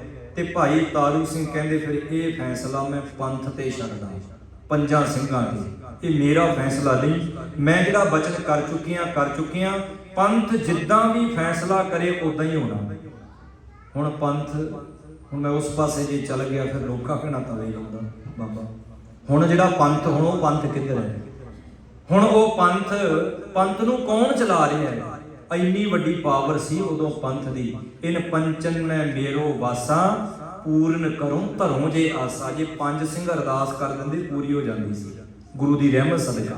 ਪੰਜਾਂ ਵਿੱਚ ਗੁਰੂ ਵਸਦਾ ਸੀ। ਹੁਣ ਪੰਜਾਂ ਪਿਆਰਿਆਂ ਨੂੰ ਰਾਜਨੀਤਿਕ ਲੋਕ ਚਲਾਉਂਦੇ ਵੀ ਜੋ ਅਸੀਂ ਕਹਾਂ ਤੁਸੀਂ ਉਹ ਕਰੋ। ਖੈਰ ਬੇਨਤੀ ਕਰਾਂ ਕੋ ਸਤਨਾਮ ਸ੍ਰੀ ਵਾਹਿਗੁਰੂ। ਕਹਿੰਦੇ ਉਸ ਸਮੇਂ ਭਾਈ ਸੁਬੇਗ ਸਿੰਘ ਨੂੰ ਆਖਿਆ ਪੰਥ ਦਾ ਫੈਸਲਾ ਜੋ ਪੰਥ ਕਰੇਗਾ ਉਹ ਮੈਨੂੰ ਮਨਜ਼ੂਰ ਹੈ, ਭਾਵੇਂ ਉਹ ਬਖਸ਼ੇ ਭਾਵੇਂ ਮਾਰੇ। ਭਾਈ ਸੁਬੇਗ ਸਿੰਘ ਜੀ ਇਤਿਹਾਸ ਕਹਿੰਦਾ ਪੰਜਾਂ ਸਿੰਘਾਂ ਕੋਲ ਗਏ, ਜਾ ਕੇ ਬੇਨਤੀ ਕੀਤੀ। ਫਿਰ ਪੰਜ ਸਿੰਘ ਕਿਹੜਾ ਗੁਰੂ ਦੇ ਸਿੰਘ ਤੋਂ ਬਾਅਦ ਸਨ, ਉਹਨਾਂ ਵੀ ਆਖਿਆ ਵੀ ਇਹਦੀ ਜਾਨ ਕਿਤੇ ਐਡੀ ਛੇਤੀ ਨਿਕਲ ਦੇਣੀ ਹੈ ਪਾਪੀ ਦੀ, ਜ਼ਾਲਮ ਦੀ। ਕਿਉਂਕਿ ਰੋਜ਼ ਬਾਣੀ ਵਿੱਚ ਪੜ੍ਹਦੇ ਪਾਪੀ ਕਰਮ ਕਮਾਉਂਦੇ ਕਰਦੇ ਹਾਏ ਹਾਏ। ਇਹਨੂੰ ਵੀ ਤੇ ਅਹਿਸਾਸ ਹੋਵੇ ਨਾ ਵੀ ਕਿਸੇ ਤੇ ਜ਼ੁਲਮ ਤੇ ਅਤਿਆਚਾਰ ਕਿੱਦਾਂ ਕਰੀਦਾ। ਉਹ ਕਹਿਣ ਲੱਗੇ ਫਿਰ ਇਉਂ ਕਰੋ, ਭਾਈ ਤਾਰੂ ਸਿੰਘ ਦੇ ਚਰਨਾਂ ਦੇ ਵਿੱਚ ਪੈਰਾਂ ਵਿੱਚ ਜਿਹੜੀ ਜੁੱਤੀ ਹੈ ਨਾ ਉਹ ਲੈ ਜਾਓ, ਬਸ ਇਹਦੀ ਉਹੀ ਦਵਾਈ ਹੈ। ਹੁਣ ਭਾਈ ਤਾਰੂ ਸਿੰਘ ਦੇ ਬਾਰੇ ਜਦੋਂ ਆਖਿਆ ਵੀ ਉਹਦੀ ਜੁੱਤੀ ਲੈ ਜਾਓ, ਜ਼ਕਰੀਆ ਖਾਨ ਨੂੰ ਜਾ ਕੇ ਪੁੱਛਿਆ ਵੀ ਦਵਾਈ ਤਾਂ ਉਹਨਾਂ ਨੇ ਦੇ ਦਿੱਤੀ ਹੈ, ਪਰ ਦਵਾਈ ਥੋੜੀ ਜਿਹੀ ਕਰੜੀ ਹੈ ਬਿਨਾਂ ਪਾਣੀ ਵਾਲੀ, ਵੀ ਉਹ ਦਵਾਈ ਕਿਹੜੀ? ਕਹਿਣ ਲੱਗੇ ਉਹ ਭਾਈ ਤਾਰੂ ਸਿੰਘ ਜੀ ਦੇ ਚਰਨਾਂ ਦਾ ਜੋੜਾ, ਜੁੱਤੀ।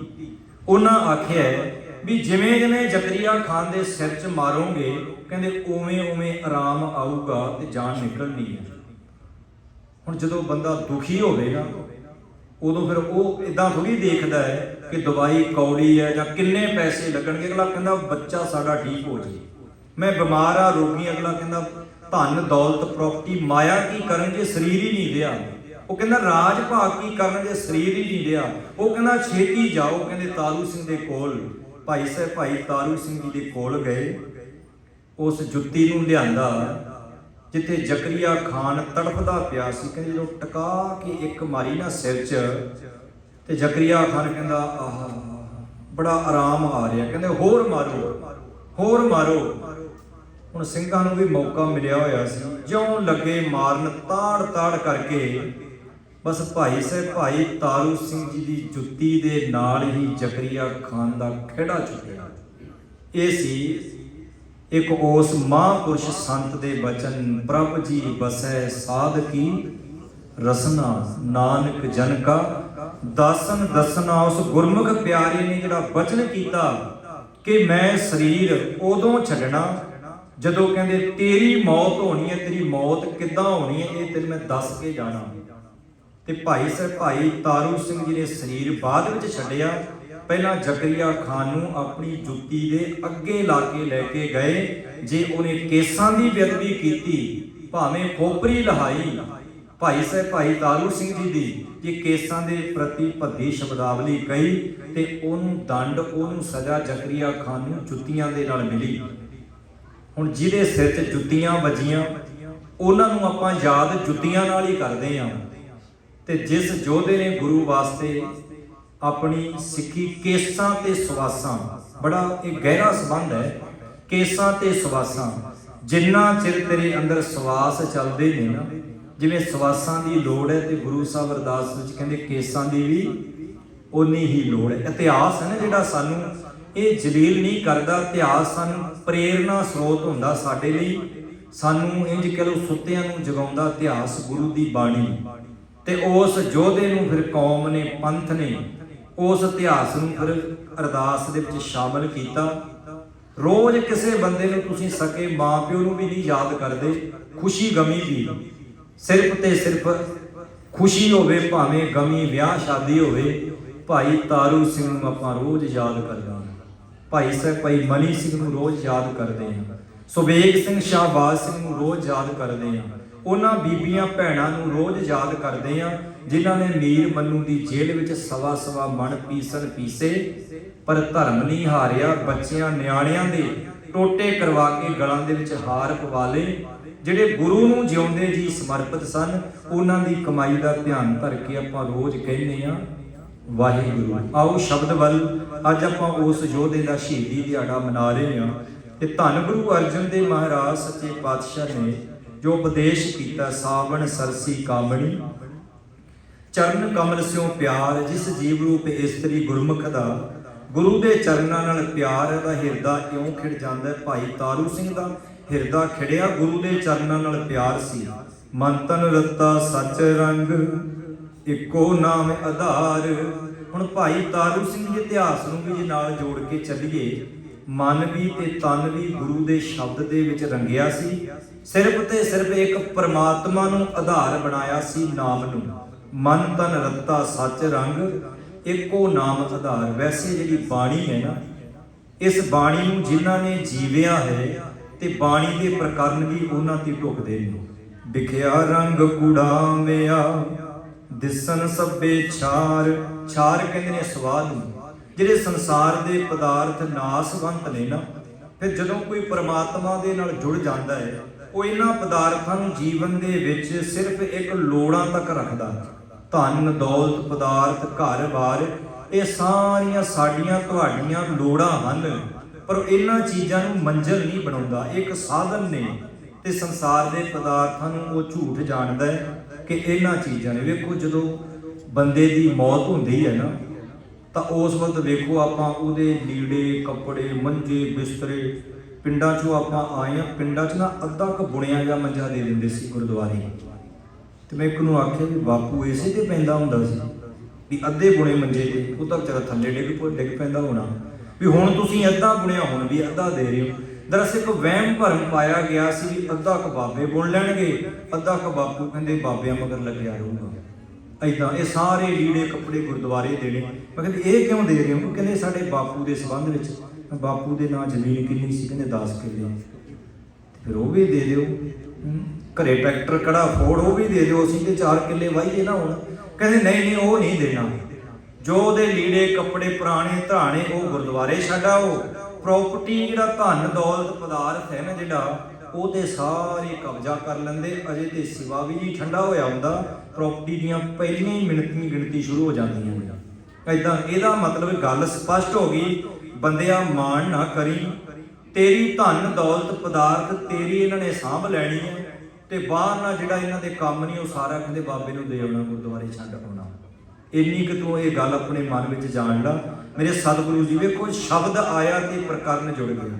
ਵਿਖਿਆ ਰੰਗ ਕੁੜਾਵਿਆ, ਸੰਸਾਰ ਦੇ ਜਿਹੜੇ ਰਸ ਨੇ ਇਹ ਝੂਠੇ ਨੇ। ਦਿਸਣ ਸਭੇ ਛਾਰ ਇੱਕ ਸਵਾਦੀ ਨਿਆਈ ਨੇ। ਹਰ ਅੰਮ੍ਰਿਤ ਬੂੰਦ ਸੁਹਾਵਣੀ ਮਿਲ ਸਾਧੂ ਪੀਵਣਿਹਾਰ। ਸਾਧੂ ਕੌਣ ਹੈ? ਗੁਰੂ। ਹਰ ਅੰਮ੍ਰਿਤ ਆਤਮਿਕ ਜੀਵਨ ਉੱਚਾ ਚੁੱਕਣ ਵਾਲੀ ਗੁਰੂ ਦੀ ਬਾਣੀ ਹੈ ਜਿਹੜੀ, ਇਹ ਗੁਰੂ ਰੂਪ ਸਾਧੂ ਨੂੰ ਮਿਲ ਕੇ ਪ੍ਰਾਪਤ ਹੁੰਦੀ ਹੈ। ਵਣ ਤਿਨ ਪ੍ਰਭ ਸੰਗ ਮੌਲਿਆ ਸਮਰੱਥ ਪੁਰਖ ਅਪਾਰ। ਜਿਵੇਂ ਬਾਰਿਸ਼ ਪੈਂਦੀ ਹੈ ਤੇ ਬਨਸਪਤੀ ਕੁਮਲਾਈ ਖਿੜ ਜਾਂਦੀ ਹੈ, ਗੁਰੂ ਦੇ ਸ਼ਬਦ ਦੀ ਜਦੋਂ ਬਾਰਿਸ਼ ਪੈਂਦੀ ਹੈ ਨਾ, ਤਾਂ ਉਦੋਂ ਬੰਦੇ ਦਾ ਹਿਰਦਾ ਵੀ ਖਿੜ ਜਾਂਦਾ ਹੈ। ਉਹ ਜਿਹੜਾ ਸਮਰੱਥ ਹੈ, ਪੁਰਖ ਜਿਹੜਾ ਵਿਆਪਕ ਹੈ, ਜਿਹਦਾ ਕੋਈ ਉਰਲਾ ਤੇ ਪਾਰਲਾ ਕੰਢਾ ਨਹੀਂ, ਹਰ ਮਿਲਣੈ ਨੂੰ ਮਨ ਲੋਚਦਾ, ਕਰਮ ਮਿਲਾ ਬਣੇ ਹਾਰ। ਕਰਮ ਕਹਿੰਦੇ ਨੇ ਬਖਸ਼ਿਸ਼ ਨੂੰ। ਕਰਮ ਬਾਣੀ ਵਿੱਚ ਬਹੁ ਰੂਪਾਂ ਵਿੱਚ ਆਇਆ। ਕਰਮ ਮੰਮੇ ਨੂੰ ਔਂਕੜ ਵੀ ਆਇਆ, ਕਰਮ ਮੁਕਤਾ ਵੀ ਆਇਆ। ਜਦੋਂ ਕਰਮ ਦੇ ਮੰਮੇ ਨੂੰ ਸਿਹਾਰੀ ਲੱਗ ਜੇ ਫਿਰ ਬਣ ਜਾਂਦਾ ਬਖਸ਼ਿਸ਼। ਬਾਣੀ ਨੂੰ ਜਦੋਂ ਵਿਆਕਰਨ ਨਾਲ ਪੜ੍ਹਦੇ, ਬਾਣੀ ਕੋਈ ਐਡੀ ਸੌਖੀ ਨਹੀਂ, ਪਰ ਡਰਨਾ ਵੀ ਨਹੀਂ। ਪਰ ਜਿਸ ਚੀਜ਼ ਨੂੰ ਤੁਸੀਂ ਪੜ੍ਹੋਗੇ, ਵਿਚਾਰੋਗੇ, ਤੁਹਾਡੇ ਰੋਜ਼-ਰੋਜ਼ ਵਾਧਾ ਹੋਵੇਗਾ। ਗੁਰੂ ਕਿੰਨੇ ਮਹਾਨ ਨੇ, ਕਿੰਨੀ ਇੰਜ ਕਹਿ ਲਓ ਗੁਰੂ ਸਾਹਿਬ ਜੀ ਦੀ ਮਹਾਨ ਸੋਚ ਹੈ ਕਿ ਇੱਕ ਇੱਕ ਸ਼ਬਦ ਦੇ ਕਿੰਨੇ ਅਰਥ ਬਣਦੇ ਨੇ। ਤਾਂ ਸਤਿਗੁਰੂ ਕਹਿੰਦੇ ਹਰ ਮਿਲਣੈ ਨੂੰ ਮਨ ਲੋਚਦਾ, ਮਨ ਲੋਚਦਾ ਗੁਰੂ ਨੂੰ ਮਿਲਣ ਨੂੰ, ਪਰ ਕਰਮ ਮਿਲਾਵਣ ਹਾਰ। ਪਰ ਜੇ ਕਹਿੰਦੇ ਗੁਰੂ ਦੀ ਰਹਿਮਤ ਹੋ ਜੇ, ਕਰਮ ਨਹੀਂ, ਕਰਮ ਦੇ ਅਰਥ ਨਹੀਂ ਜੇ ਕਰਮਾਂ ਚ ਹੋ ਤਾਂ ਗੁਰੂ ਮਿਲ ਜੂ, ਪਰ ਕਰਮ ਮਿਲਾਵਣ ਹਾਰ। ਜਦੋਂ ਗੁਰੂ ਅੱਗੇ ਅਰਦਾਸ ਕਰੇਗਾ ਨਾ ਤਾਂ ਗੁਰੂ ਦੇ ਨਾਲ ਮੇਲ ਹੋ। ਮੇਲ ਦੇ ਅਰਥ ਕੀ ਕਰਾਂਗੇ ਕਿ ਗੁਰੂ ਦੀ ਬਾਣੀ ਦੀ ਸਮਝ ਪੈਣ ਲੱਗ ਜੂ। ਜਿਵੇਂ ਜਿਵੇਂ ਆਪਾਂ ਸੰਗਤ ਕਰਾਂਗੇ, ਗੁਰੂ ਕੋਲ ਆਵਾਂਗੇ। ਜਿਨੀ ਸਖੀਏ ਪ੍ਰਭ ਪਾਇਆ, ਜਿਨੀ ਸਖੀਏ ਪ੍ਰਭ ਪਾਇਆ, ਹੋਂ ਤਿਨ ਕੈ ਸਦ ਬਲਿਹਾਰ। ਜਿਨ੍ਹਾਂ ਜੀਵ ਰੂਪ ਇਸਤਰੀਆਂ ਦੇ ਮਾਲਕ ਨੂੰ, ਪ੍ਰਭੂ ਨੂੰ ਪਾ ਲਿਆ, ਤਾਂ ਗੁਰੂ ਅਰਜਨ ਦੇਵ ਮਹਾਰਾਜ ਸੱਚੇ ਪਾਤਸ਼ਾਹ ਕਹਿੰਦੇ ਮੈਂ ਉਹਨਾਂ ਤੋਂ ਬਲਿਹਾਰ ਜਾਣਾ, ਮੈਂ ਉਹਨਾਂ ਤੋਂ ਕੁਰਬਾਨ ਸਦਕੇ ਜਾਣਾ। ਭਾਈ ਤਾਰੂ ਸਿੰਘ ਜੀ ਵਰਗੇ ਯੋਧੇ, ਇਹਨਾਂ ਨੇ ਗੁਰੂ ਨੂੰ ਪਾ ਲਿਆ ਤੇ ਬਾਣੀ ਵੀ ਕਹਿੰਦੀ ਹੈ ਮੈਂ ਬਲਿਹਾਰ ਹਾਂ ਇਹਨਾਂ ਤੋਂ। ਜਿਨੀ ਸਕੀਏ ਪ੍ਰਭ ਪਾਇਆ, ਹੋਂ ਤਿਨ ਕੈ ਸਦ ਬਲਿਹਾਰ। ਸਦਾ ਹੀ ਨਾਨਕ ਹਰ ਜੀ ਮਇਆ ਕਰ। ਮਇਆ ਕਹਿੰਦੇ ਨੇ ਦਇਆ ਨੂੰ, ਤਰਸ ਨੂੰ। ਨਾਨਕ ਹਰ ਜੀ ਮਇਆ ਕਰ, ਸ਼ਬਦ ਸਵਾਰਣੇ ਹਾਰ। ਸ਼ਬਦ ਦੇ ਰਾਹੀਂ, ਸ਼ਬਦ ਦੇ ਰਾਹੀਂ ਸਵਾਰਣੇ ਹਾਰ। ਇਹ ਜਿਹੜਾ ਸਾਡਾ ਮਨੁੱਖਾ ਜੀਵਨ ਹੈ ਨਾ, ਇਹ ਗੁਰੂ ਦੇ ਸ਼ਬਦ ਨੇ, ਗੁਰੂ ਦੀ ਬਾਣੀ ਨੇ ਸਾਡੇ ਮਨੁੱਖਾ ਜੀਵਨ ਨੂੰ ਸਫਲ ਬਣਾ ਦੇਣਾ ਹੈ। ਜਿਵੇਂ ਜਿਵੇਂ ਸਮਝ ਲੱਗੀ ਜਾਣੀ, ਉਵੇਂ ਉਵੇਂ ਸਾਨੂੰ ਪਤਾ ਲੱਗੀ ਜਾਣਾ ਚੰਗਾ ਕੀ, ਮਾੜਾ ਕੀ, ਪੁੰਨ ਕੀ ਤੇ ਪਾਪ ਕੀ ਹੈ। ਨਾਨਕ ਹਰ ਜੀ ਮਇਆ ਕਰ, ਸ਼ਬਦ ਸਵਾਰਣੇ ਹਾਰ। ਸਤਿਗੁਰੂ ਜੀ ਕਿਰਪਾ ਕਰੋ, ਤਰਸ ਕਰੋ, ਸ਼ਬਦ ਦੇ ਰਾਹੀਂ ਸਾਡਾ ਜੀਵਨ ਸਵਰ ਜੇ। ਸਾਵਣ ਤਿਨਾ ਸੁਹਾਗਣੀ, ਜਿਨ ਰਾਮ ਨਾਮ ਮੁਰਹਾਰ। ਸਾਵਣ ਮਹੀਨੇ ਦੇ ਦੁਆਰਾ ਸਤਿਗੁਰੂ ਜੀ ਉਪਦੇਸ਼ ਕਰਦੇ ਨੇ। ਉਹ ਜੀਵ ਰੂਪ ਇਸਤਰੀ ਹੈ ਨਾ ਜਿਹੜੀ, ਉਹ ਸਦਾ ਹੀ ਸੁਹਾਗਣ ਹੈ। ਕਿਹੜੀ? ਜਿਹਦੇ ਹਿਰਦੇ ਰੂਪ ਘਰ ਦੇ ਵਿੱਚ ਪਰਮਾਤਮਾ ਦਾ ਨਾਮ ਵਸਦਾ ਹੈ। ਪਰਮਾਤਮਾ ਹਿਰਦੇ ਵਿੱਚ ਵਸਦਾ ਤਾਂ ਸਤਿਗੁਰੂ ਜੀ ਕਹਿੰਦੇ ਉਹ ਸਦਾ ਹੀ ਸੁਹਾਗਣ ਹੈ। ਸਾਵਣ ਤਿੰਨਾ ਸੁਹਾਗਣੀ। ਸਾਉਣ ਦਾ ਮਹੀਨਾ ਉਹਨਾਂ ਜੀਵ ਰੂਪ ਇਸਤਰੀਆਂ ਲਈ ਮਹਾਨ ਹੈ ਜਿਨ੍ਹਾਂ ਦੇ ਹਿਰਦੇ ਰੂਪ ਘਰ ਵਿੱਚ ਪਰਮਾਤਮਾ ਦਾ ਨਾਮ ਵਸ ਗਿਆ ਹੈ। ਸਤਿਗੁਰੂ ਜੀ ਕਿਰਪਾ ਕਰਨ, ਮਿਹਰ ਕਰਨ। ਇੰਨੀ ਹਾਜ਼ਰੀ ਆਪ ਸੰਗਤ ਨੇ ਪ੍ਰਵਾਨ ਕਰਨੀ। ਗੁਰੂ ਦੇ ਸ਼ਬਦ ਦੀ ਵਿਚਾਰ ਕਰਦਿਆਂ, ਗੁਰ ਇਤਿਹਾਸ ਬੋਲਦਿਆਂ ਇੱਕ ਨਹੀਂ ਅਨੇਕਾਂ ਪ੍ਰਕਾਰਾਂ ਦੀਆਂ ਭੁੱਲਾਂ ਗਲਤੀਆਂ ਪਾਤਸ਼ਾਹ ਜੀ ਮਿਹਰ ਕਰਨ। ਬਚਨ ਗੁਰੂ ਕਾ ਜਾਣ ਕੇ ਹਿਰਦੇ ਵਿੱਚ ਵਸਾਉਣਾ ਔਗੁਣ ਚਿਤਾਰਨੀ। ਸੋ ਆਪ ਸਾਰੀਆਂ ਸੰਗਤਾਂ ਦਾ ਬਹੁਤ ਬਹੁਤ ਧੰਨਵਾਦ। ਕਾਫੀ ਲੰਮੇ ਸਮੇਂ ਤੋਂ ਆਪ ਜੀ ਸੱਜ ਕੇ ਗੁਰੂ ਕੀ ਬਾਣੀ ਦਾ ਆਪ ਸੰਗਤਾਂ ਨੇ ਲਾਭ ਪ੍ਰਾਪਤ ਕੀਤਾ ਹੈ। ਸੋ ਸਾਰੇ ਗੁਰਮੁਖਾਂ ਦਾ ਧੰਨਵਾਦ ਜਿਨ੍ਹਾਂ ਨੇ ਦਾਸਰਿਆਂ ਨੂੰ ਸਮਾਂ ਦੇ ਕੇ ਇਹ ਗੁਰੂ ਦੇ ਸ਼ਬਦ ਦੀ ਵਿਚਾਰ ਕਰਨ ਦਾ ਜਿਹੜਾ ਲਾਹਾ ਹੈ ਇਹ ਆਪ ਜੀ ਦੀ ਰਹਿਮਤ ਸਦਕਾ, ਗੁਰੂ ਬਖਸ਼ਿਸ਼ ਸਦਕਾ ਪ੍ਰਾਪਤ ਹੋਇਆ। ਭੁੱਲ ਚੁੱਕ ਦੀ क्षमा ਬਖਸ਼ੋ, ਸੀਸ ਬੁਲਾਓ। ਫਤਿਹ। ਵਾਹਿਗੁਰੂ ਜੀ ਕਾ ਖਾਲਸਾ, ਵਾਹਿਗੁਰੂ ਜੀ ਕੀ ਫਤਿਹ। ਰਾਮ ਕਲੀ ਮਹੱਲਾ ਤੀਜਾ। ਆਨੰਦ ਏਕ ਓੰਕਾਰ ਸਤਿਗੁਰ ਪ੍ਰਸਾਦ। ਆਨੰਦ ਭਇਆ ਮੇਰੀ ਮਾਏ ਸਤਿਗੁਰੂ ਮੈਂ ਪਾਇਆ। ਸਤਿਗੁਰ ਤਾਂ ਪਾਇਆ ਸਹਿਜ ਸੇਤੀ, ਮਨ ਵਜੀਆਂ ਵਾਧਾਈਆਂ। ਰਾਗ ਰਤਨ ਪਰਵਾਰ ਪਰੀਆਂ, ਸ਼ਬਦ ਗਾਵਣ ਆਈਆਂ। ਸ਼ਬਦੋ ਤਾਂ ਗਾਵੋ ਹਰੀ ਕੇਰਾ, ਮਨ ਜਨੀ ਵਸਾਇਆ। ਕਹਿ ਨਾਨਕ ਆਨੰਦ ਹੋਆ, ਸਤਿਗੁਰੂ ਮੈਂ ਪਾਇਆ। ਏ ਮਨ ਮੇਰਿਆ ਤੂੰ ਸਦਾ ਰਹੂੰ ਹਰ ਨਾਲੇ, ਹਰ ਨਾਲ ਰਹੋ ਤੂੰ ਮਨ ਮੇਰੇ। ਦੁਖ ਸਭ ਵਿਸਾਰਣਾ, ਅੰਗੀਕਾਰ ਉਹ ਕਰੇ ਤੇਰਾ। ਕਾਰਜ ਸਭ ਸਵਾਰਨਾ, ਸਭਨਾ ਗੱਲਾਂ ਸਮਰੱਥ ਸੁਆਮੀ। ਸੋ ਕਿਉ ਮਨੋ ਵਿਸਾਰੇ, ਕਹੇ ਨਾਨਕ ਮਨ ਮੇਰੇ ਸਦਾ ਰਹੂੰ ਹਰ ਨਾਲੇ। ਸਾਚੇ ਸਾਹਿਬਾ ਕਿਆ ਨਹੀਂ ਘਰ ਤੇਰੇ, ਘਰ ਤਾਂ ਤੇਰਾ ਸਭ ਕੁਛ ਹੈ ਜਿਸ ਦੇ ਸੋ ਪਾਵੇ। ਸਦਾ ਸਿਫਤ ਸਲਾਹ ਤੇਰੀ ਨਾਮ ਮਨ ਵਸਾਵੇ। ਨਾਮ ਜਿਨ ਕਹੈ ਮਨ ਵਸਿਆ ਵਾਜੇ ਸ਼ਬਦ ਕਨੇਰੇ। ਕਹੇ ਨਾਨਕ ਸੱਚੇ ਸਾਹਿਬ ਕਿਆ ਨਾਹੀ ਘਰ ਤੇਰੇ। ਸਾਚਾ ਨਾਮ ਮੇਰਾ ਆਧਾਰੋ, ਸੱਚ ਨਾਮ ਆਧਾਰ ਮੇਰਾ। ਜਿਨ ਭੁੱਖਾਂ ਸਭ ਗਵਾਈਆਂ, ਕਰ ਸ਼ਾਂਤ ਸੁਖ ਮਨ ਆਏ ਵਸਿਆ।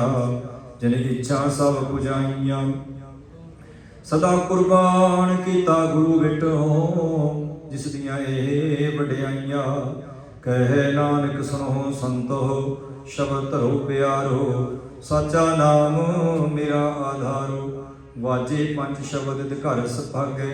ਘਰ ਸੁਭਾਗੈ ਸ਼ਬਦ ਵਾਜੇ, ਕਲਾ ਜਿਤ ਘਰ ਤਾਰੀਆ। ਪੰਜ ਦੂਤ ਤੁਧ ਵਸ ਕੀਤੇ, ਕਾਲ ਕੰਟਕ ਮਾਰਿਆ। ਤੁਰ ਕਰਮ ਪਾਇਆ ਤੁਧ ਜਿਨ ਕੋ, ਸੇ ਨਾਮ ਹਰ ਕੈ ਲਾਗੇ। ਕਹਿ ਨਾਨਕ ਤਹਿ ਸੁਖ ਹੋਆ, ਤਿਤ ਘਰ ਅਨਹਦ ਵਾਜੇ। ਅੰਧ ਸੁਣੋ ਵਡ ਭਾਗਿਓ, ਸਗਲ ਮਨੋਰਥ ਪੂਰੇ। ਪਾਰ ਬ੍ਰਹਮ ਪ੍ਰਭ ਪਾਇਆ, ਉਤਰੇ ਸਗਲ ਦੁਖ ਰੋਗ ਸੰਤਾਪ ਉਤਰੇ। ਸੁਣੀ ਸੱਚੀ ਸੰਤ ਸਾਜਨ ਭਏ ਸਰਸੇ, ਪੂਰੇ ਗੁਰ ਤੇ ਜਾਣੀ। ਸੁਣਤੇ ਪੁਨੀਤ ਕਹਤੇ ਪਵਿੱਤ, ਸਤਿਗੁਰ ਰਹਿਆ। ਬਿਨਵੰਤ ਨਾਨਕ ਗੁਰ ਚਰਨ ਲਾਗੇ ਵਾਜੇ। ਸੁਣਤੇ ਪੁਨੀਤ ਕਹਤੇ ਪਵਿੱਤ, ਸਤਿਗੁਰ ਰਹਿਆ। ਬਿਨਵੰਤ ਨਾਨਕ ਗੁਰ ਚਰਨ ਲਾਗੇ ਵਾਜੇ। ਅਨਹਦ ਤੂਰੇ।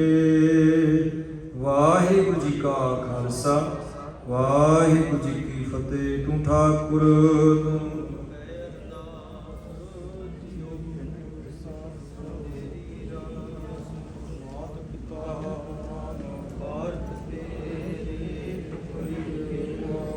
ਤੂੰ ਸੁਖ ਕਮੇਰੇ ਕੋਈ ਨਾ। ਉੱਚੇ ਤੇ ਉੱਚਾ ਸਗਲ ਸਮਗਰੀ ਤੁਮਰੇ ਸੁਤਰਤਾ।